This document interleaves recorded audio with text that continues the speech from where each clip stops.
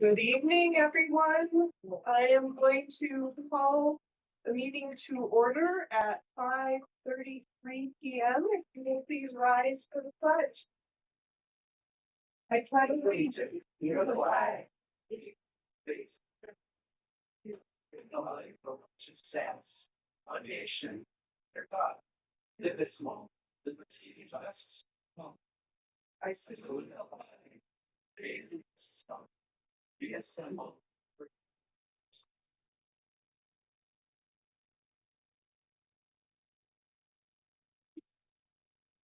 Right. Call please. Senator Coffin? Lorenzo? Salazar? Here.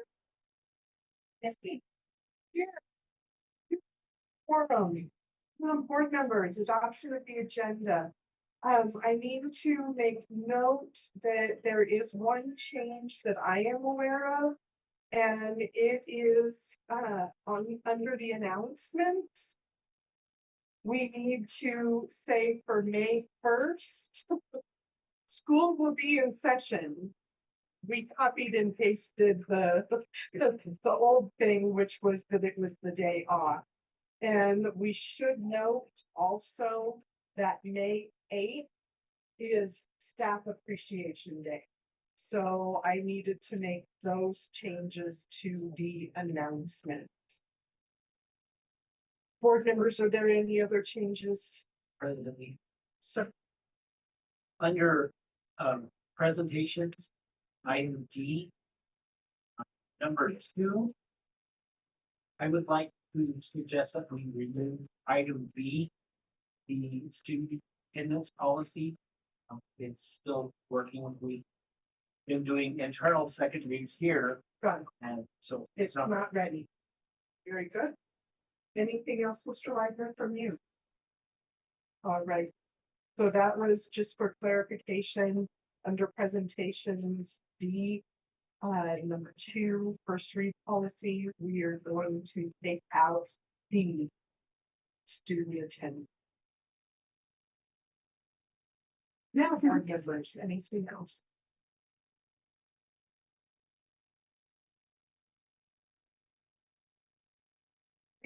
I do have something under presentations. Item H. My understanding from the last meeting, because we had discussion at the last meeting on the regular board meetings and work sessions, that we were taking action on that.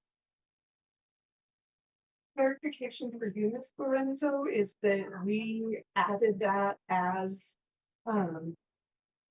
during the portion where we talk about future agenda items, that we were putting it on the item to be discussed. However, upon reviewing what policies needed to happen, as long as we are not changing dates of the meetings, we do not need to take action. So if the board were to discuss and say we would like it to be a regular meeting and a work session meeting, we don't need to take action because we have already committed to that calendar. So that is why there is not action on it, it's discussion. Yes, ma'am. Anything else?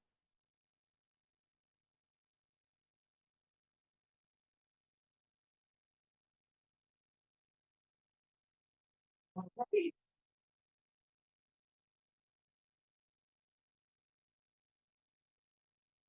Superintendent, is there a recommendation to approve the agenda as amended, noting that we're removing item B in the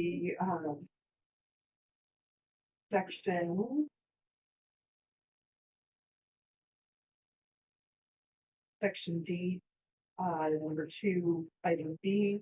And then we are making note that school will be in session under announcements on May 8th and clarification that May 1st, May 8th is going to be the Staff Appreciation Day with no student just staff. And we're moving the first reading, right? Yes. I recommend that we approve tonight's agenda. All right, board members, is there a motion to approve the agenda as amended? And a second. All right, any discussion, board members? All right, taking note of previous conversation from the board about their feelings on roll call vote. We are going to attempt to do a simplified version where I will simply ask all in favor and please raise your hand and say aye so that Ms. Turley may write that down, and then I will ask if there are any nays, etc., and then that way she can know. All right, board members. It has been moved by Mr. Clausen and seconded by Mr. Jaramillo to approve the agenda as amended. All in favor? Aye. Adoption of meeting minutes for April 7th. Are there any amendments to the minutes? If so, what?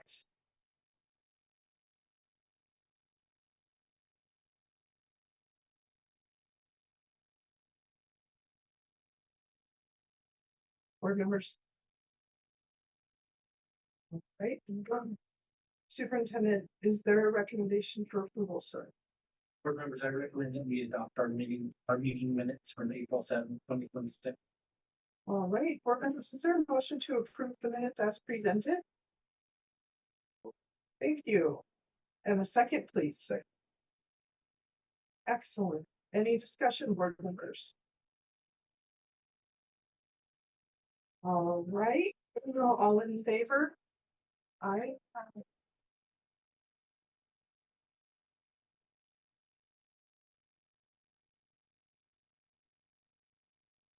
Motion carries. Yes, Mr. Lee, are there any citizens to address the board this evening? No. All right, there are no citizens. Our room is packed, sir. Yes. Very excitedly so. I'm turning it over to you now. Perfect. Board members, it is an honor to have such a great crowd here tonight. We are recognizing some outstanding GCCS students who have excelled in their winter sports and activities. I'm going to start by calling up our GHS state wrestling, or our GHS wrestling coach, Coach Tommy Gabaldon. And go from there.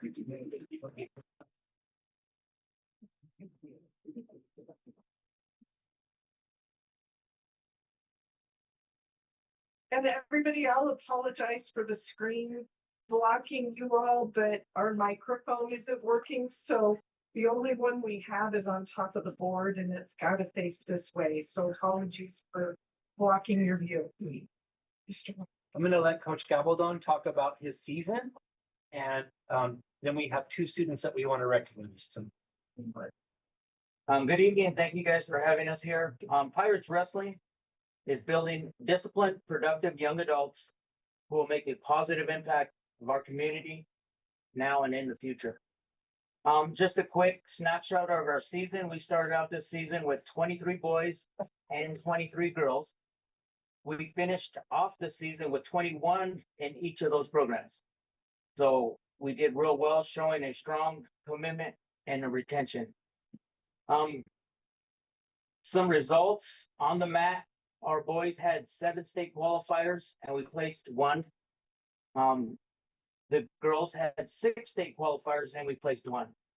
The names of our state qualifiers were Tanner Metter, Ray Chavita, Mauricio De Vargas, Cody Vernon, Dominic Otero, and Antonio De Vargas, and Kieran Bell. On the girls' side, we had Cadence Martinez, Reina Valdez, Paisley Turley, Kimberlyn Palmer, Michaela Chavez, and Reagan Palmer. We also had one young lady who was ranked in the top 3 at her weight class, but did not get to compete at the state tournament because of an injury. So she was a junior. She'll be back next year, and I imagine she'll win it next year. What sets us apart at GHS Wrestling is we don't cut athletes. We build them. We focus on work ethic, leadership, and resilience. In closing, we're not just at Grants High School Wrestling, we're not just building athletes. We're building disciplined, productive young adults who will make a positive impact on our community and our future. The ones that placed was Mr. DeVargas and Paisley Curry.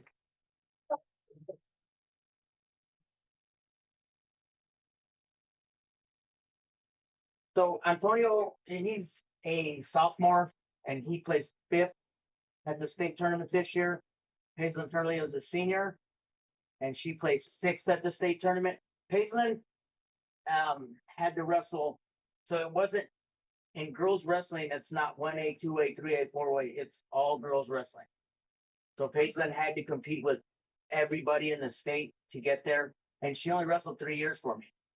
I'm gonna ask them if they would say something, but these are the 2 shyest ones I have in my whole. Their smiles say it all, right? Thank you guys. They'll wrestle you. Right? Let's take a picture. Yes, sir. You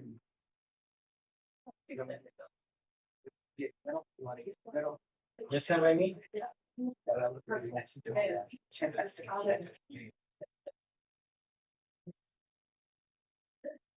Congratulations, Tyson.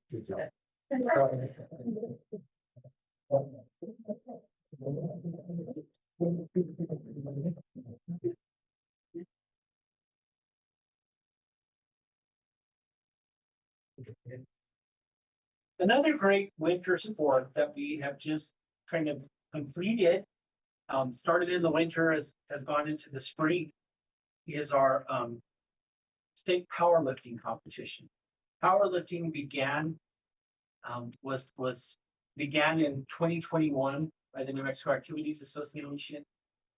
We've been growing this program over the last 5 years, and it's pretty remarkable to see a lot of state powerlifters here. So I would like to call our coach and have him introduce his assistant coaches and co-coaches, and then we'll present some certificates to our students. At this time, I'd like to call Coach Josh Pacheco.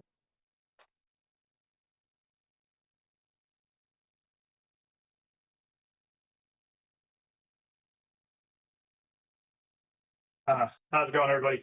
So I do have 2 assistant coaches that are here with us today. I believe I have my assistant, Coach Jolyn Perez, and Sean Sanchez, who came on as volunteer as well for it. So thank you.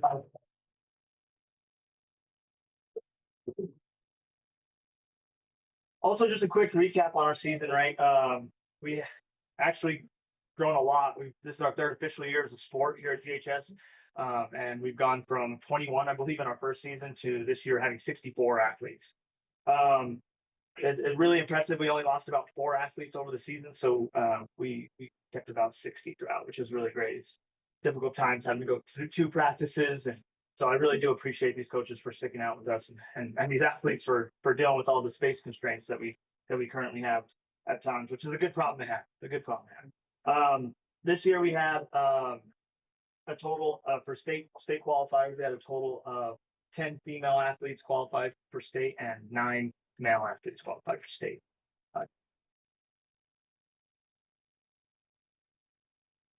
Just for some clarification, if you guys don't know how powerlifting works because it's so new, I understand a lot of people don't understand. You actually have to be in the top 8 to qualify for state.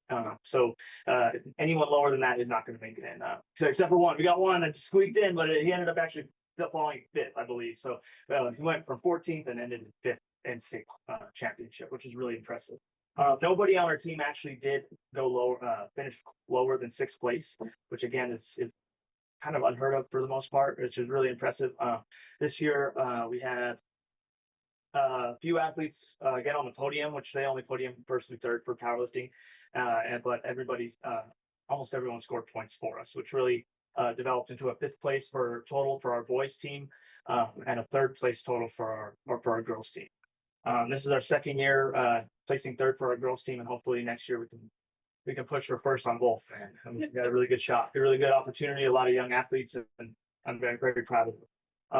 Those athletes for our girls team is going to be, we have Riley Burris, Dakota Billiman, who also is in state wrestling, Jaden Carwile, Olivia Toivanen, Kinsey Williams, Gabriela Gonzalez, Shaitza Chavez, Savannah Ortiz, Elena Wilcox, Eric Rael, and for our boys team, we have Devin Chavez, Brandy Carlos Morales, Ernesto Martinez, Julian Fernandez, William Hobbs, Emilio Soberanes, Gary Chavez, Joseph Martinez, and Damian Taylor.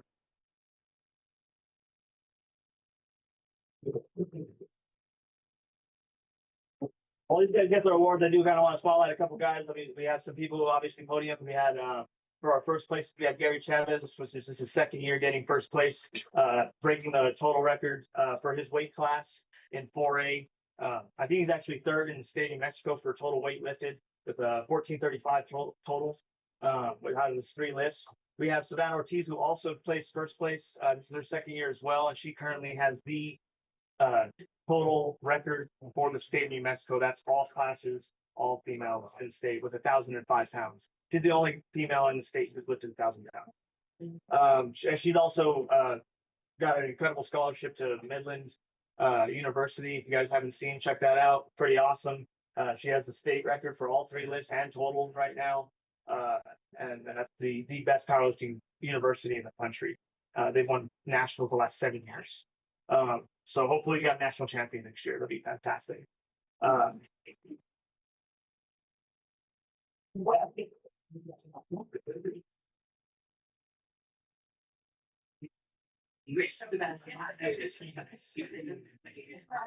Everybody's here. Sorry. Everybody's not other sports.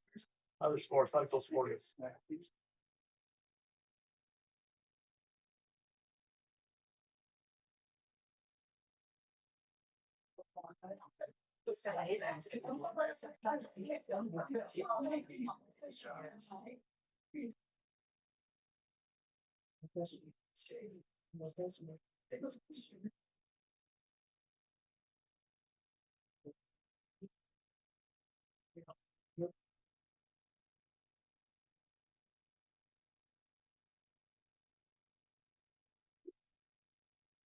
Congratulations.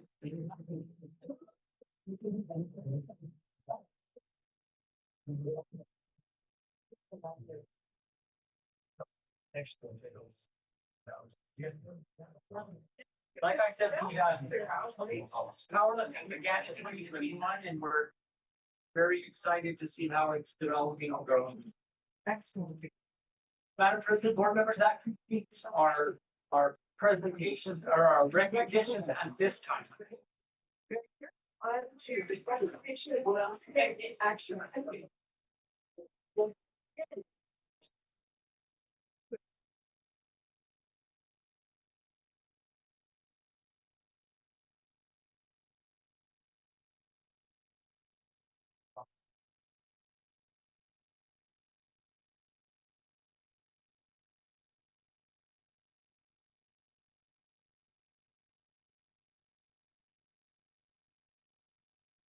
Our first presentation tonight is our POSA advisor from Laguna Acoma High School. She is here to talk about a donation that they have received for upcoming national competition. And so without further ado, it's my honor to turn the floor over to Miss Stephanie Rentz. I'm back after such a short time. So the New Mexico Career Technical Leadership Project announced that our charter met the qualifications for the Part 2 funding, which qualified us to be entitled to $2,551. We are asking again to spend this money on uniforms. We noticed when we went to state, having our kids in POSA uniforms made them feel a lot more confident, a lot more able to compete. They felt more proud of themselves and not just second class.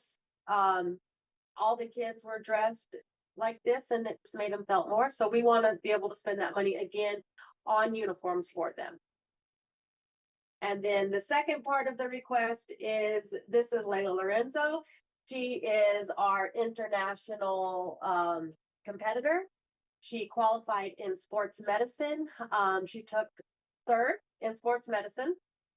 And we just couldn't be more excited as a first year competing HOSA team to make internationals. We are very proud of Layla. If you read your newsletter last week, Layla was in there, and we're very proud of you. Thank you. Wonderful. So at this time, board members, we have consideration of approval for the donation in the amount of $2,551 and approval of out-of-state travel to Indianapolis, Indiana. Superintendent. I recommend that we approve the donation and send Layla to national. Very good. Board members, is there a motion to approve the donation and for the out-of-state travel?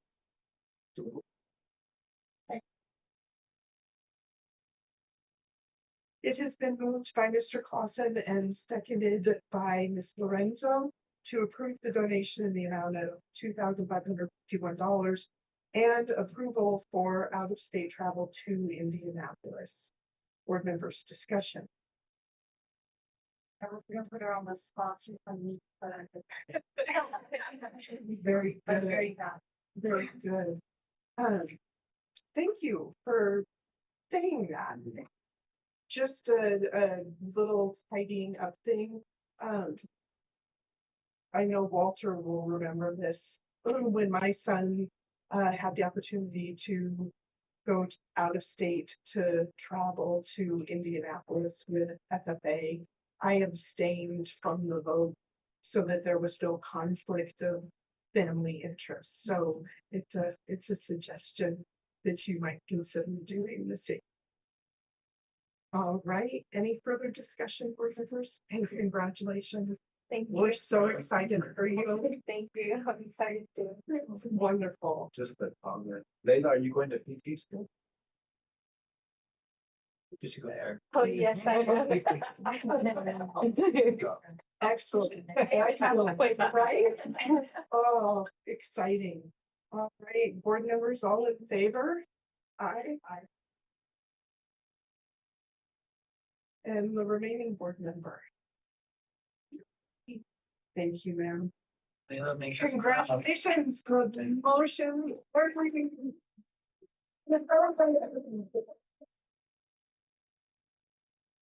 Thanks, first. Congratulations. Thank you. I love Layla.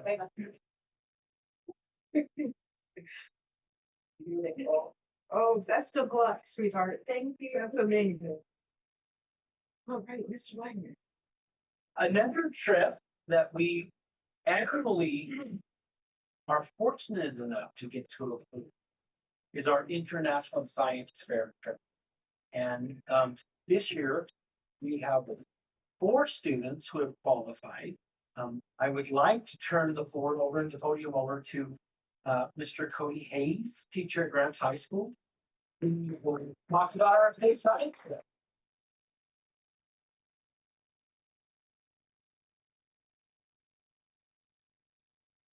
And maybe Mr. Alexander will say something. Definitely. I do have certificate.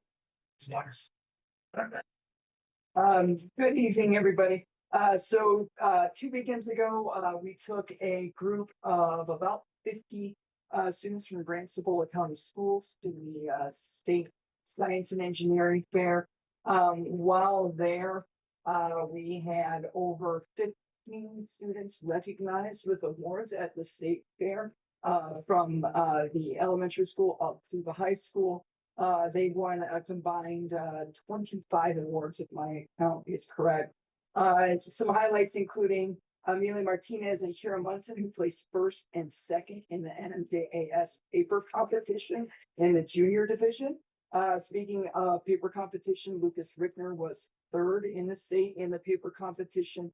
out of over a dozen students who were competing at the state level in that. And fortunately, although he didn't think so at the time, a couple, the first and second place that day had to go to their prom. So he was given the opportunity to present his paper as part of the awards ceremony as well. And So wonderful. I've got a few others out here.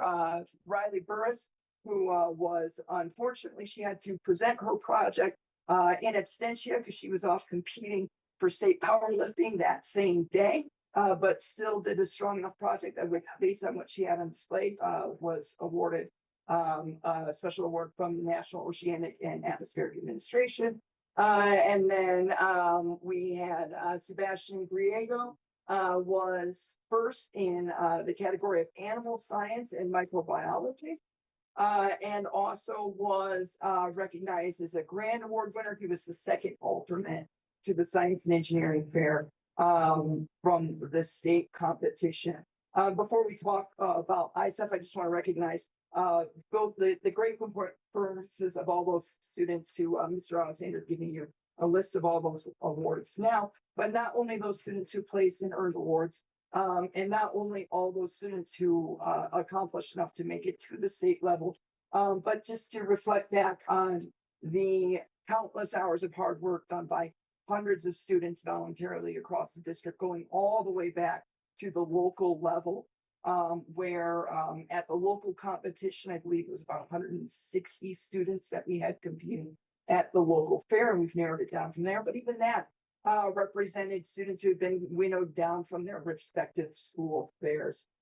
So at the Four Corners Regional Science and Engineering Fair, we did, the judges did select 4 students to be represent the Four Corners Fair at the International Science and Engineering Fair, which will be held in Phoenix this May, the 9th through the 16th.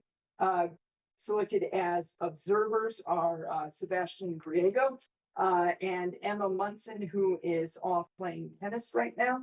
And then your the two that they selected to go present their research, along with about 1,700 other projects from over 60 countries and internationally, narrowed down from approximately 7 million students who compete at regional fairs across the world. You have Isabella Holly, and then Lucas Rickner, who is also unfortunately unable to be here tonight because of tennis.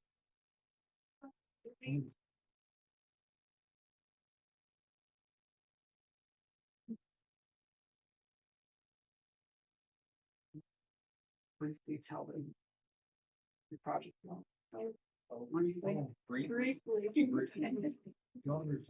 briefly. Oh, yeah. Good evening, everybody. So my project was, I designed a system to, show the spread of genetic information between cells. Previously, the way of analyzing this spread of this information was, difficult. Proof of the spread had been presented long after, experiments had taken place, and I wanted to design a system that did it immediately after. How it works is 2 plasmids. Plasmids are small pieces of DNA separate from the chromosome DNA. And the way this works is that they do not glow separately, but when the 2 plasmids, when horizontal gene transfer occurs and the plasmids are together in the same cell, they glow, and that is proof of horizontal gene transfer.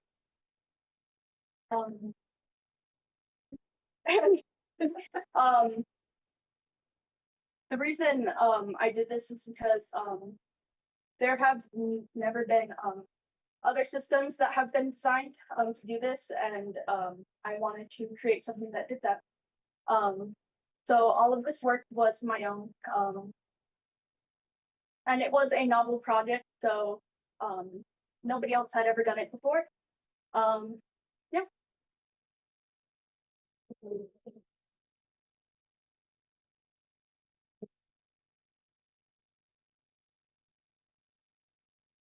Hello. My name is Sebastian Guerrero. My project was Watch Out Bacteria. Watch Out Bacteria was a novel investigation assessing the big impact issue of microplastics in different microbial environments. So in my project, I had investigated different microplastic exposures as well as their times from short-term exposure to long-term exposure, as well as how much microplastics are being introduced to these different bacterial strains.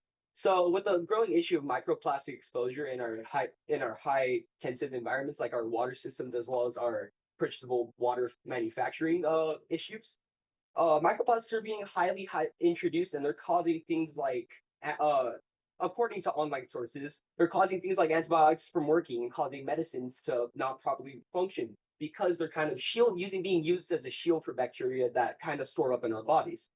Like I said, in my project, I had combined this into 3 different trials. Trial 1 had given us a short-term exposure. For over the course of 5 days, we had seen different bacterial strains exposed to microplastics. We had looked for things like bacterial proliferation, which is a big fancy word for bacterial growth, and the bacterial aggregation, as well as the broth turbidity of how cloudy these bacterial vials are getting.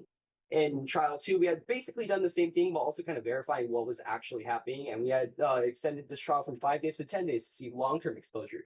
So again, some of the things that we were looking at were like bacterial growth, bacterial aggregation, as well as introducing things like we looked at like initial surface film production, as well as antibiotic resistance testing. In trial 3, we had gone into a dose-dependent test where we had tested 4 different amounts of exposure. Control being no exposure, B1 or B2 being low exposure, B3 being moderate exposure, and B4 being high exposure. We had tested some of the things from trial 2, like our antibiotic susceptibility test, as well as the previous other trials testing bacterial growth and aggregation. But one of the big things that we had looked at during this trial were possible biofilm, which is a protective layer that the bacteria produce after being so aggregated, had been possibly forming.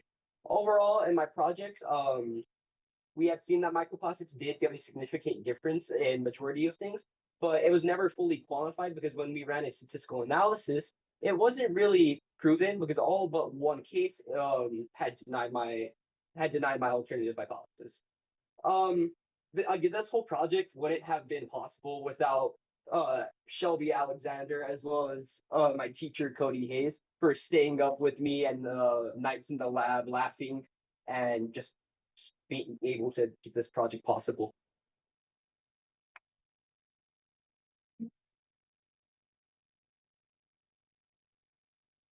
Oh, thank you.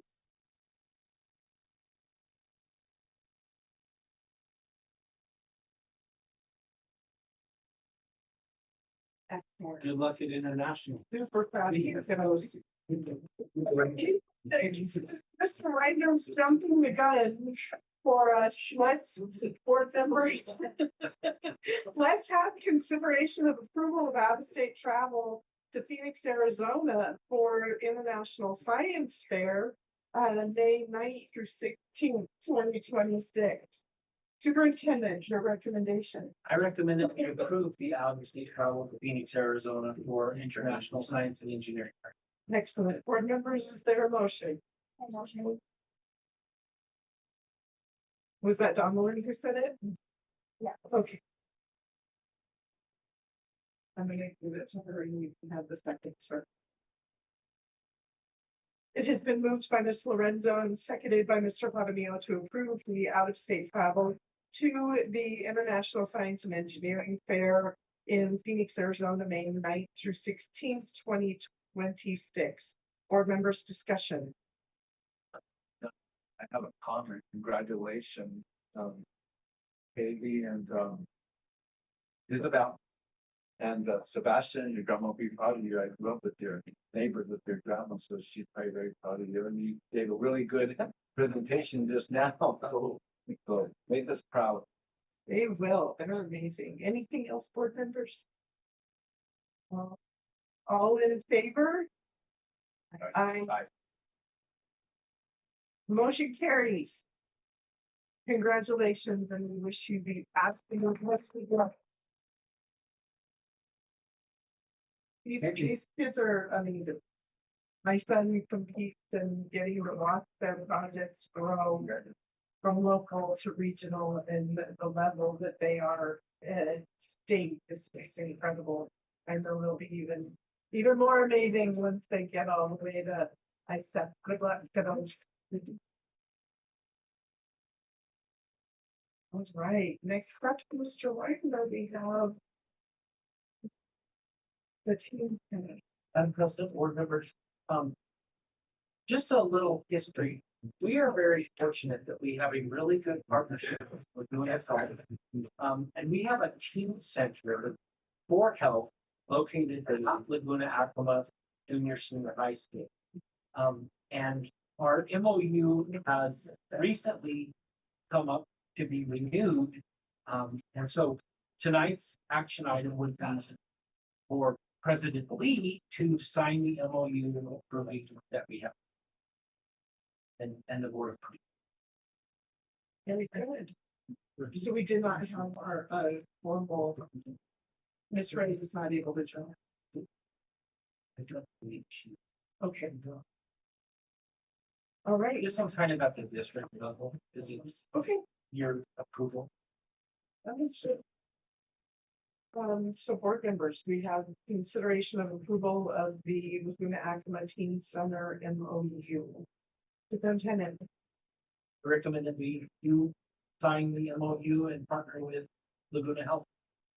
all right, board members, is there a motion? And a second. It has been moved by Mr. Clausen and seconded by Mr. Jaramillo to approve the Laguna Acoma Teen Center MOU. Board members, any discussion?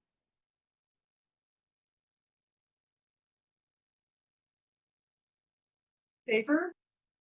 Aye. Motion carries.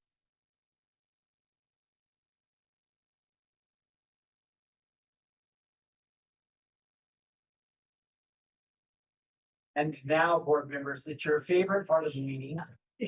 We get to learn about policies, and tonight we have policies coming from the NMSBA policy advisories, as well as some of our backdated policies. So it's time for Ms. Gallegos Ortiz to talk and present. Good evening, Madam President, members of the board. Tonight we'll be reviewing first needs on Policy Services Advisory Volume 15, number 1 for May of 2018. And we'll cover policy advisories 141 to 156 that have not been updated on newer policy advisories. Policy advisory number 141 E 1950 EE Transportation Services and E 91 I'm sorry 1981 EE Transportation Services Exhibit. You can find this on your Policy Services Advisory page 8 through 10. This policy sets the foundation for all transportation operations. It emphasizes board oversight, but operational responsibility rests with the superintendent. A key addition is stakeholder involvement and transparency. Much of the detail is incorporated by reference to state regulation. Advisory number 142, E 2000 A Student Transportation, E 2031 EEA-R Student Transportation Regulation, and E 2000 EEA-E Student Transportation School Bus Incident Report Exhibit. And this can be found pages 11 to 21 in your Policy Services Advisory. This policy formalizes expectations for all parties involved in transportation. It emphasizes safety and shared responsibility, and districts must ensure that all stakeholders are informed of those regulations. Policy advisory number 143, E 2050 EEAA, eligibility of bus transportation, walkers, and riders. This is page 22 and 23.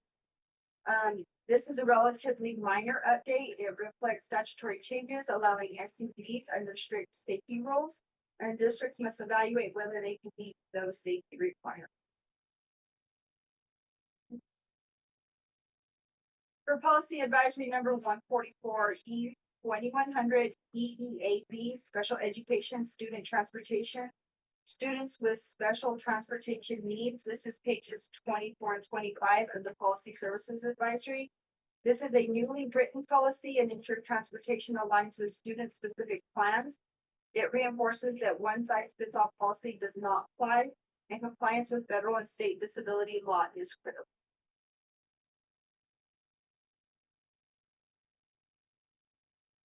Policy Services Advisory Number 145, E2250, EAE Bus Safety Program, and E2261, EAE-R, the Bus Safety Program Emergency Plan of Action Regulation. This is pages 26 to 32. This policy consolidates extensive safety requirements. Due to the complexity, most requirements are incorporated by reference. And this must ensure emergency procedures are clearly defined and distributed. Policy E2281 EA Bus Safety Program, that policy has been deleted with this policy advisory.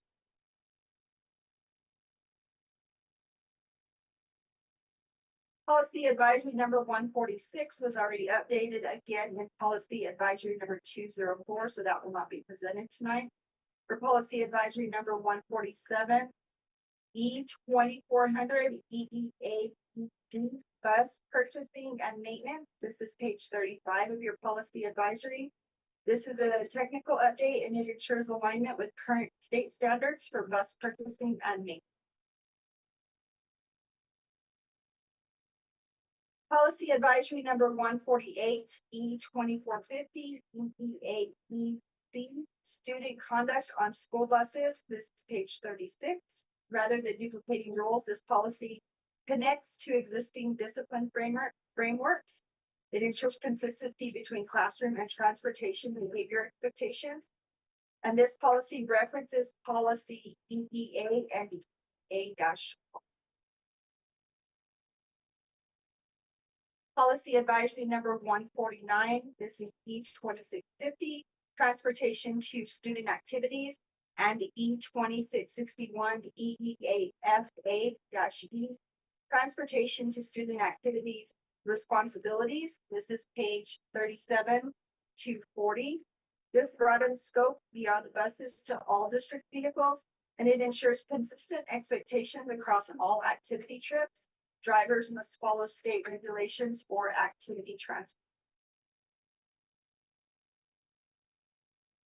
Policy Advisory Number 150, E2690, EEAFB, Extracurricular Activity Event Driver Requirements, pages 41 and 42. This policy has been deleted in its entirety. Policy Advisory 151, E2700, EEAG, Student Transportation in Private Vehicles, and E2711, EEH-R, Student Transportation in Private Vehicles for Regulation. This is page 43 to 45. This policy clarifies how private vehicle transportation is handled, and it ensures reimbursement and procedures aligned with state rules. Policy Advisory Number 152 was updated again in Policy Advisory 223. And Policy Advisory 156 was already updated again in Policy Advisory 209, so neither of those will be presented tonight. Policy Advisory 154, J4850, JKD, Student Suspension and Expulsion. This is page 51 to 58. This update resolves procedural gaps in discipline timelines. And it is important that we clearly define who serves as the hearing authority, and it helps avoid challenge.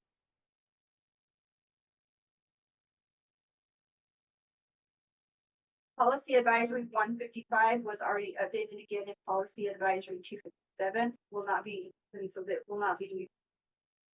tonight.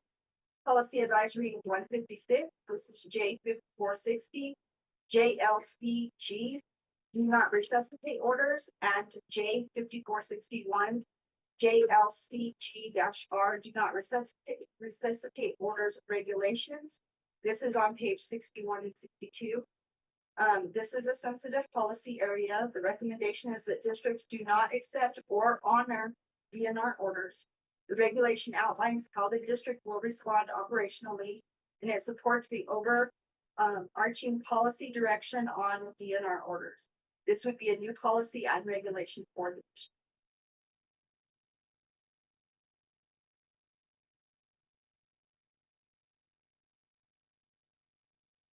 that is all for policy services advisory, 141 to 156. Now I don't know if you want to do that one first and then go on to the other ones that I need to do first reads on. Question. Okay. With the do not resuscitate orders. You just stated that this is something totally new. Yes, we do not have it in our policy service. Is there any prior reason why the state is saying, you know, that we shouldn't honor a DNR if that's included in a student or an employee's wishes? No, so in the policy services advisory, it just. I can read what it has in here if you want. So policy services, does not agree that requiring such a policy is the prerogative of the PED Transportation Division. However, policy services has provided this policy to districts where this has been an issue or the addition was requested. So I guess there were some districts that this has been a problem. There are a few calls for this policy in smaller districts, but it could come up. The position of policy services in preparing this policy is straightforward. A school board's responsibility is to protect the health and well-being of all students and school personnel. Accordingly, district officials and employees must not accept nor retain do not resuscitate orders presented by parents or physicians. As you read the policy and regulations, you will find it self-explanatory as to how the issue may be handled, and districts may handle this issue differently. So, and it says, please take the opportunity to discuss this during the process of consideration of considering adoption of this policy. I mean, I think it's a pretty weighty thing to even, you know, just sit here at the first time, you know, for all of us to consider. I don't know how the rest of the board feels on that, but And I don't think this has ever come up with this district. this is the first time I've seen anything like it. So again, that was giving me pause and hence the question. But I would think that the board might want more time. Obviously, it's a first read, we're not taking action, but I think that the board probably would feel that something like this would need a little bit more investigation or consideration before we're ready even for a second read. Is that to me seems kind of scary to just wave off a legal document because of policy. So I don't know. We have it in this, but you be it, I don't challenge it. Pulling them apart, you know, I don't know. Well, but with you, what, see, because I think the question there, Walter, is if somebody has a DNR in place, which you have to be good later, and you disregard that, then, you know, there's cause to go, you know, against you. Anyway.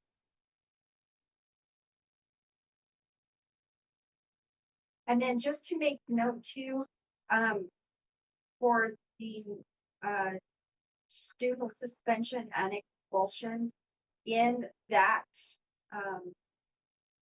part of it, I also in your packet included what our current policy is, because there's a section in there and it should be highlighted in your packet that in the policy services advisory, it was that section was not in the policy services advisory, so I included our current policy so that you guys had that language. Everybody look at it. What was that number?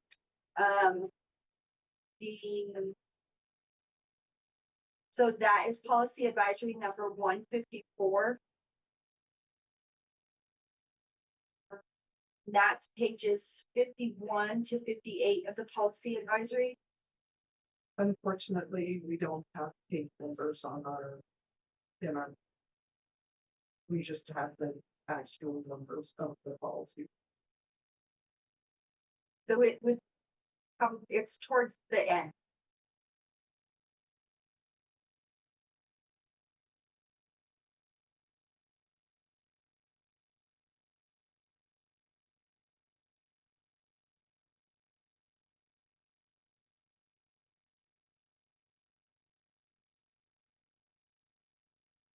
Like I said, I just added our policy so that we have the language in our current policy. When you guys are looking at it.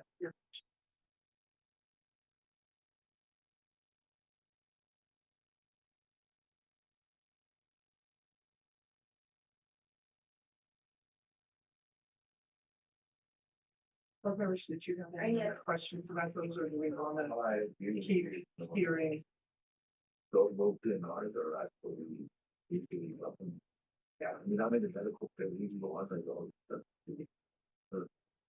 it does, follow the. I just don't see that, it's okay, let's go through that. Board members, are you ready to let her proceed? I think we can.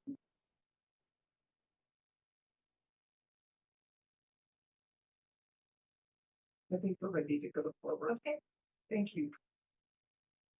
So next we have a first read for policy G 2150 GCB professional staff contracts and compensation. The most important change is tightening contract authority. Multi-year contracts are explicitly prohibited for staff except the superintendent. This reduces risk for school district. And this is a significant legal clarification. It protects the district from claims of implied continued employment. It aligns directly with state statute. Any questions on that one?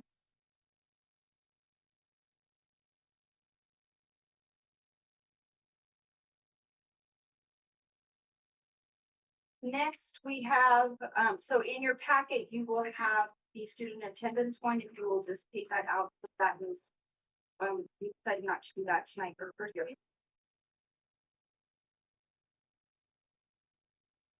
So the next one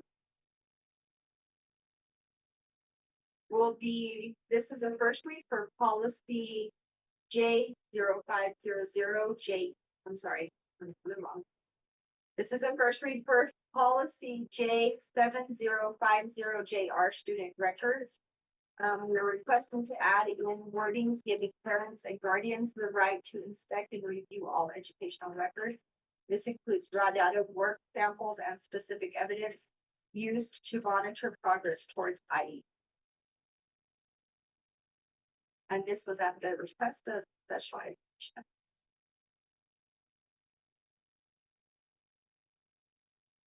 We good on that one? Question? Next, we have a first read on policy I-2350, IHB special instructional programs. We are requesting to add wording stating that progress reports for students on an IEP must provide clear database documentation of growth to ensure meaningful parental participation in the educational process. Also, for students with disabilities, all educational decisions, including grade level placement, classroom grouping, and least restrictive environment determinations, must be made by the IEP team based on individualized objective progress monitoring data rather than disability category or general achievement. Questions on this one?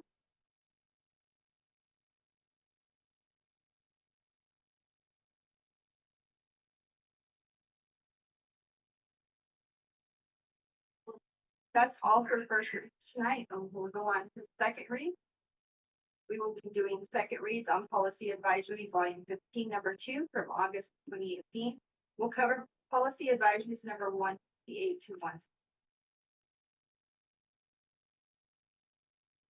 Policy I-6800 IKAB report card to progress reports. This is page 4, but I guess that doesn't help. There's no page numbers on there. I apologize. The statement of the purpose of the progress report based on the benchmark assessment for literacy to be given to K-3 students is added to this policy. As read, the rule 619(9) NMAC intends that parents' notification for the result of the assessment must be used in parent contact. It is unlikely that the mid-year assessment would be available at the time of mid-year report card. Thus, the inclusion of statutory language for notification and inclusion as a literacy progress report.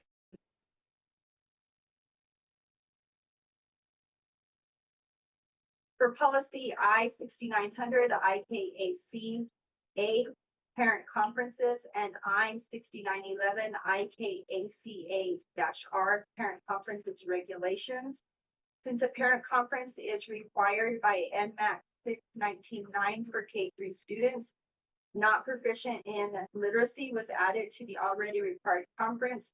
For those not academically proficient, a statement was added to the parent conference policy indicating that the additional literacy proficiency requirement. If a student makes a passing score on literacy, that student could still fall under the academically insufficient guideline. For regulation IKACAR was also developed to present the specific requirements regarding the content of the written notice to parents and the conduct of the conference, as well as the follow-up plans that are required in the new rule.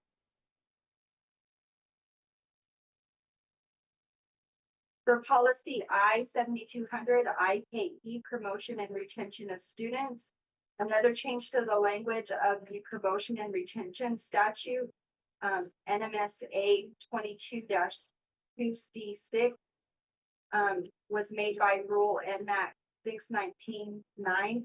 It provides that exemptions to retention other than the grade 8 exemption or the parent waiver could be allowed under certain circumstances for K-3 students. This change is reflected in a bullet addition to the policy. Additionally, the change to the notice for a K-3 student who does not obtain grade level proficiency by the end of the year benchmark assessment for literacy is noted by the addition of a paragraph adding the substitution of the retention option of the statute to the notice required. For policy advisory 161, policy I-7300 IKEP acceleration and I-7311 IKEP-R, the acceleration regulation. The new NMAC Rule 619(9) adds both whole grade and subject matter acceleration options for K-3 students, as well as suggesting that districts provide additional options. The K-3 edition of acceleration options is reflected in the policy by an additional paragraph, and because the new rule includes specific direction on the minimum eligibility requirements, those directions were included in the addition of the regulation. These changes will likely promote substantial additional teacher and administrative paperwork in the assignment of students to classes because of specific considerations required for acceleration eligibility. For policy advisory 163, this was updated on policy advisory 262. I just wanted to make mention of that. We're not looking at that. For policy advisory 163, policy J1400 JG, assignment of students to classes at grade levels, and J1411 JG-R, assignment of students to classes and grade level regulations. This policy is modified by changing the second paragraph to reflect requirements of NMAC 619(9) relative to the allowance of parents to request acceleration. Because the new rule includes specific direction to the minimum eligibility requirements, these directions are included in the regulation, and the changes will likely promote substantial additional teacher and administrative paperwork in the assessment of students to classes and grade levels because of specific considerations required for acceleration eligibility. That's all for second reading. Board members, questions? Suggestions?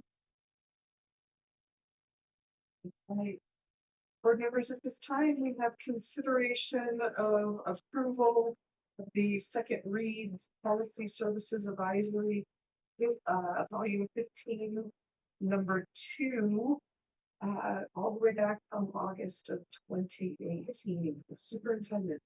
I recommend that we approve tonight's second reads. Board members, is there a motion to approve the second read? And the second? Second. It has been moved by Mr. Clausen and seconded by Mr. Jaramillo to approve the second reads policy services advisory that we received volume 15, number 2 from August of 2018. Any discussion, board members? All right, all in favor? Aye. Motion carries. For our next presentation, I'm gonna give you a little rundown. This time of year, it is always important that we adopt our calendar as a board for next school year. As Mr. Jones is working to complete the budget, we have to have an approved calendar before we can approve the budget.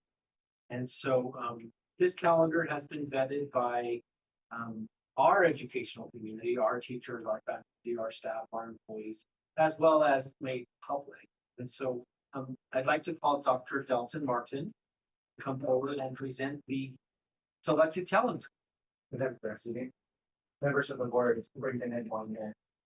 So we do have the calendar committee that's composed by department and principals and other groups in the district, and we've also have several other individuals who might be affected by this calendar as well. So we met on February 17th, February 23rd, and March 2nd. So we had 3 meetings for us to be able to discuss previous calendars and what we can do for the upcoming school year to improve that and take into consideration the number of instructional hours that's required for us to comply with.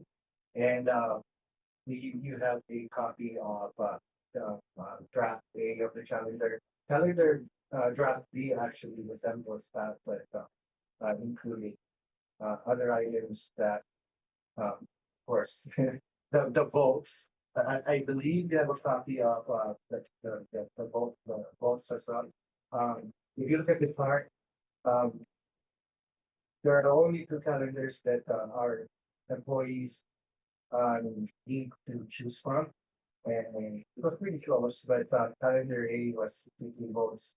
That's 2 votes more than calendar B. And so every time we do this, it's the calendar that gets the majority of the votes is what we recommend for them. I have a question, is the calendar, what are the start times on the school? This Start times meaning for instructional day. Yeah. They will be the same as this year's. So that was where I was. So calendar B had a different start time. And so that one was So one. I'm just, Calendar B, I believe, has delayed start. calendar B had delayed start dates that we were gonna do instead of like. what is the time now? What is the school day? What is the hours for the school day? So it's different at every site. Usually it's around the 8 o'clock hour. Elementary schools start at 7:45. Our secondary schools start at around 8 AM. And then they end from 3:15 to 3:30. For buses, right? For buses. Yeah. Yeah, you kind of have that delay, that break, so that way our buses can get from makes the view to Los Alamitos. So was that the only thing different from draft? B? Was the way? Calendar B had some delayed start professional development. And I think there was an article in the newspaper, letter to the editor, kind of complaining about calendar B. And folks weren't sure how families would do with.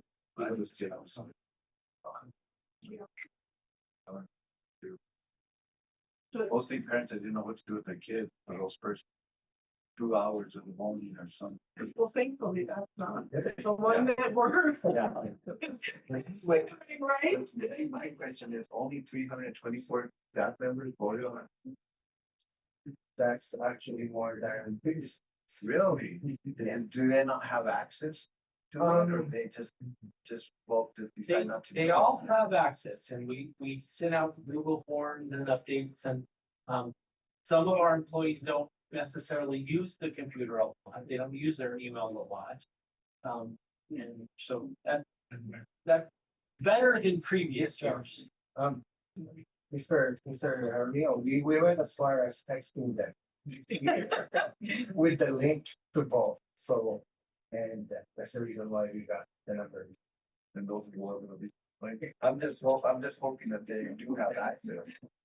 But then there's a whole bunch that complain about it, and they say they didn't even count, they didn't even vote. Oh, we like this year, we texted them, we emailed them, we A lot of tried our opportunity. best to reach everyone. Like Lane said, not everybody sits by the computer. But are we getting it to them? Are they actually known about the calendar? I think with the tech, they probably. No, so everyone has. How many employees do you have? How many employees do we have? That's pretty good. Yeah. So, Pretty cool. and Yeah. just for I don't clarification. know, I was thinking 1,000. I was thinking. When the calendar vote. We're more than that, sir. Oh, no, that's good then. I was just thinking, man, that's not very many votes, but yeah, I guess. There was confusion on what that delayed start meant. We had adults that were under the impression that the delayed start Monday meant that it was a delayed start for them as well. And so once we started to get feedback on that, after people had voted, we had a principals meeting and told the principals that they needed to go back and have an in-person staff meeting and have the discussion with their staff, that we would send out a new link for the vote, because we felt that there was too much miscommunication about what those delayed starts were. And so we retracted, sent the principals to have those in-person meetings, and then sent the link out again. And then this was really the result of the second vote after they were informed of what that really. So it was just a delay for students. Correct. It was just a delay for students to give staff time for built-in professional development every week. Is what that was. So instead of an early release, we were gonna try a delayed start to see if that would give each campus time to have those PLCs and those discussions on curriculum and how they're integrating, what they're doing, and their test scores and their data and what we need to do to improve. So it probably would have been a great thing professionally, but for the community, it probably was not. From the feedback that we got, there were people that were very concerned about childcare in that time. Yeah. What am I supposed to do with my kids? I have to be at work at 7:45, but my kids don't have to be there till 9:45, and I can't leave to pick them up to get them back to where they need to be. And so it appeared that it would have caused a lot of hardship for our community. And with the confusion from people reaching out and saying, wait, I want to revote now that I understand this. So we just kind of scrapped it, had a principal meeting, had them push the real information out, and then they could make an informed decision based on. So it was in the beacon. Instead, I don't know where people were getting the idea about it. I was like, well, what are you guys talking about? What we were doing. Already, do other partners vote on the calendar or just? We solicit feedback. We do include. Initially, we start with our employees in our committee, and then we move to other. And it goes to all employees. So like maintenance will still be able to, EAs and bus drivers and everybody. So that it's not just. Like I think the person that wrote into the newspaper, was like. But then you get community input too, like for cultural days and holidays that need off, because I know a couple of years ago, Veterans Day and a few other things, but so there are other stakeholders that I didn't cover, correct? That's what I said. Oh, very good.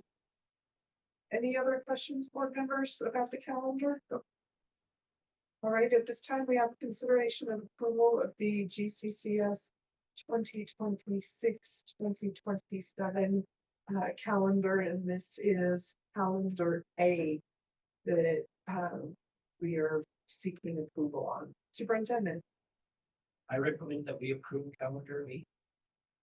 all right, board members, is there a motion? For a second. I heard somebody. I did too. It was no. Okay, so I heard Mr. Clausen, and then we'll give it to Mr. Holly. It has been moved by Mr. Excuse me. It has been moved by Mr. Clausen and seconded by Mr. Leo to approve the GCCS 2026-2027 calendar A. Any further discussion, board member? The only thing I want to mention is I was just looking to make sure that graduation is after all state playoff, state participation. It looks like it is. We got a lot of complaints when they were going to, The baseball. they're having a baseball tournament and we're having a graduation that same day. So that's all that's been. It looks like, cause we're graduating Later, yeah, at the end of the month, it looks like, all right, anything else? All right, all in favor? Aye. Aye. Motion carries.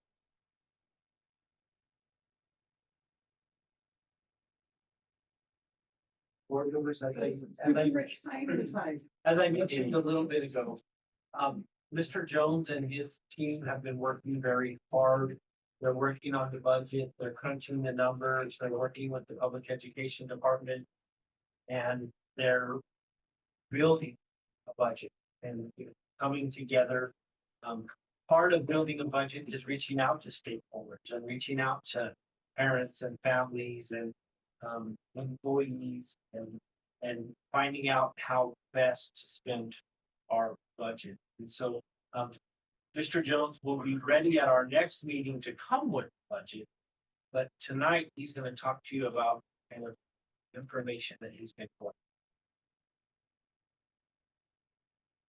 I'm having a hard time getting this to sync up. You see, is it just this one, Dr. Martin? Is the slide pulled up on the Zoom for you? No, it says Cooper Jones has started screen sharing. Okay, it's thinking about It it. wants to. It's just one of those days today, isn't it? Yes, sir. I'll start just while we're trying to figure this out. In addition to the packet that you got for this board meeting, I created a board budget packet as well. That's where I work.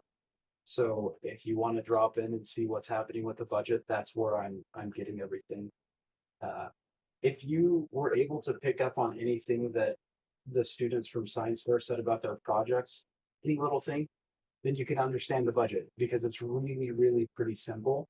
A lot of the budget comes earmarked is kind of the layman term for that. So we have things that come earmarked from PED for instructional materials. We have things that come earmarked from PED for transportation expenses and that kind of stuff.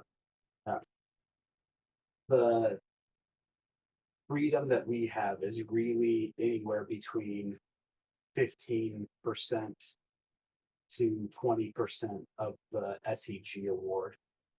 The SEG is the state equalization guarantee that comes straight from PED for our operational expenses. That budget, the SEG budget, is actually due on Monday. I'm not a huge fan of how the state does that, where the state sees and approves the budget before you all do. So I have talked with our budget analyst if there's anything that we need to tweak or whatever. Once we get it to him, we're able to do that. We're in a very good spot. Let me step out and just see why I get sure of this. You want me to try? You sure can. It's the Google Sheets presentation that's in the packet. I just have the PDF, so it might not be as fancy as what you had. So. Well, let me see.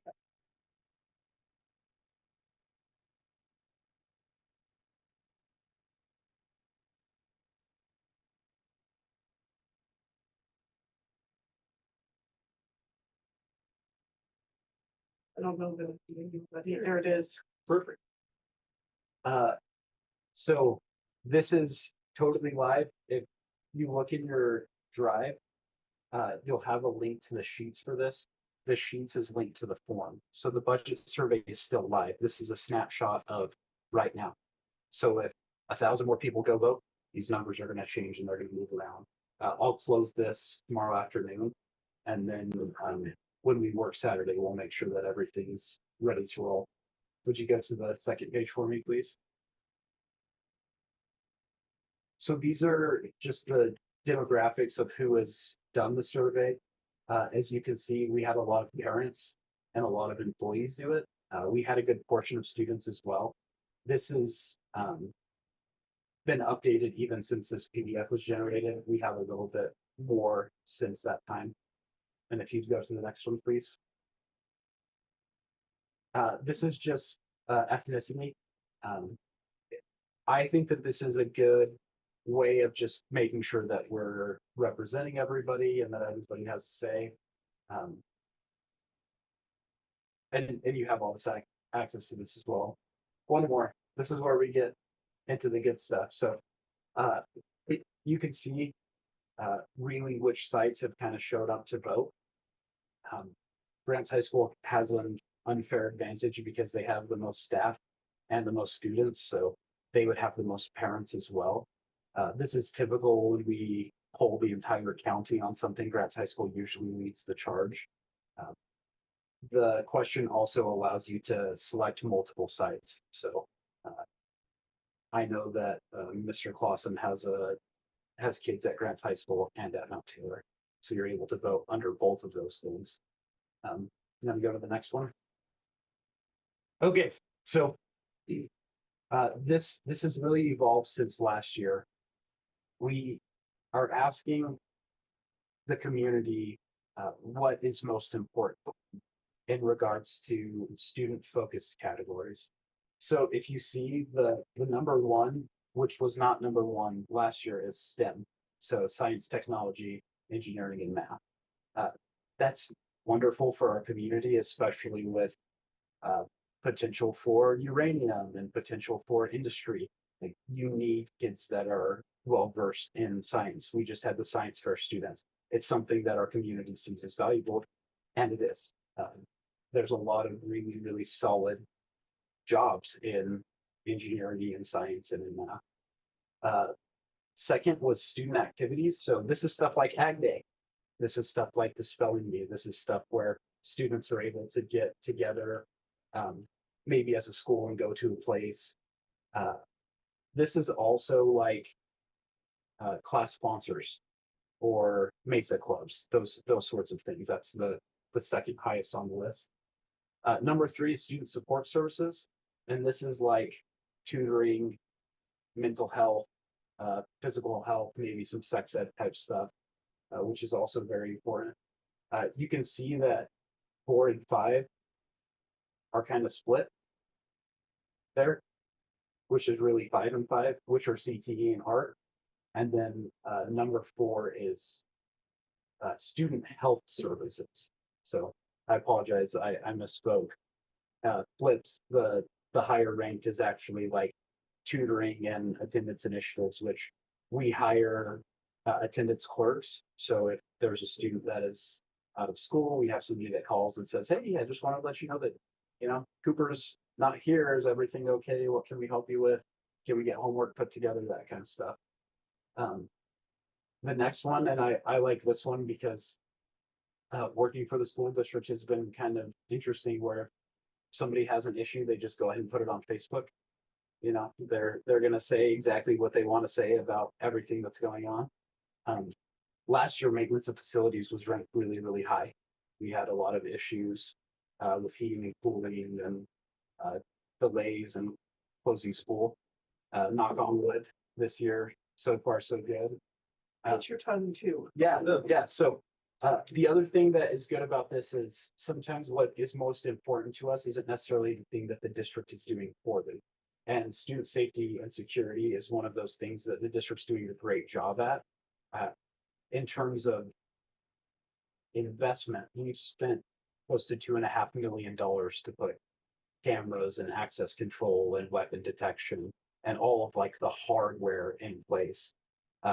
Larry's working with his team, kind of fixing like the soft skills part of that as well to make sure that we're being responsive to our students. So one of the things that we did as well, just in terms of investment, is we brought trainers in to teach us on like crisis prevention and to teach us like standard operating procedures when there is a crisis. And maybe the crisis is a gas leak and maybe the crisis is a bomb threat, and how do you respond in each one of those situations? So that's like one of the ways that we're responsive to that need. And then number two, which I'm really happy about, not that it's here, but that we're fixing it, is just student nutrition. I mean, a lot of the students in our community, they're eating their first meal of the day with us. And unfortunately, sometimes the last meal of the day with us at lunch. And we need to feed our students well. So trying to fix that. Ready to roll, sorry. Okay, I'm excited about this as well. So as you know, the strategic plan has expired. There's a real thing with like survey fatigue or link fatigue. You felt this as parents. You get tired when your student has basketball practice and soccer practice and science fair and wants to hang out with friends. I mean, if your kid had to ask you one thing, they should ask the most important thing, right? Not the little thing. So my focus was, I don't want to send out 100 surveys. I would rather send out one survey. So we're shifting gears a little bit here.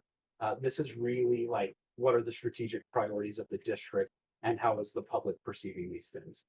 And this data is really telling. We could spend the rest of the night and probably the weekend talking about this. So we asked an attendance question. Is it important for school students to be in school every day? Pretty easy question. 12% of the people said no. It's not important for our students to be in school every day.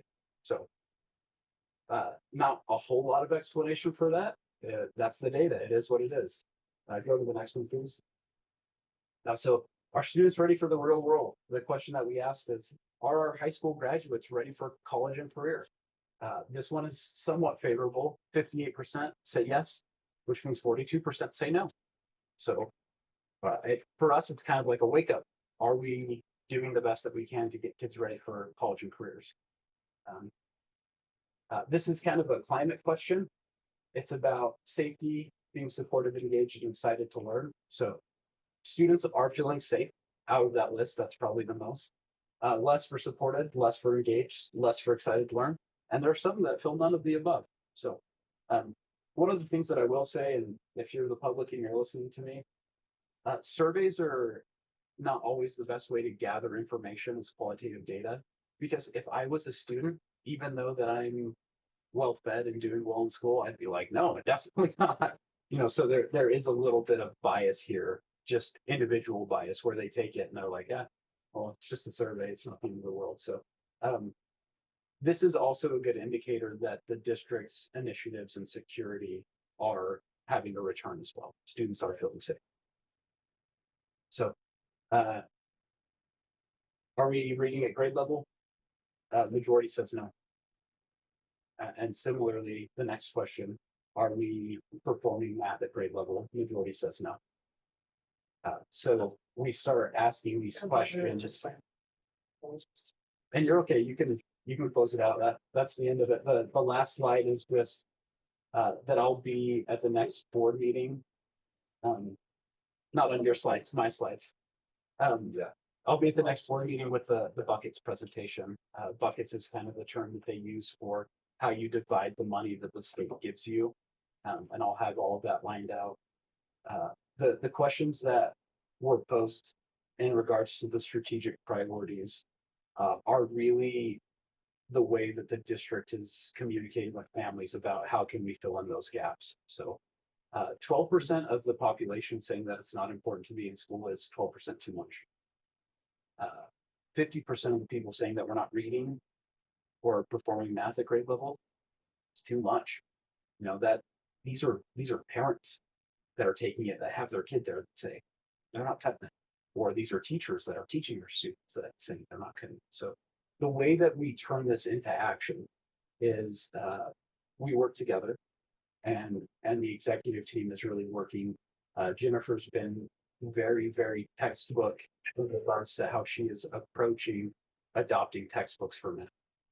The textbook that we adopt really matters, and she's done a really good job getting every single site involved in that process, and teachers from kindergarten all the way to, you know, senior math, algebra 2 or trigonometry on board with that.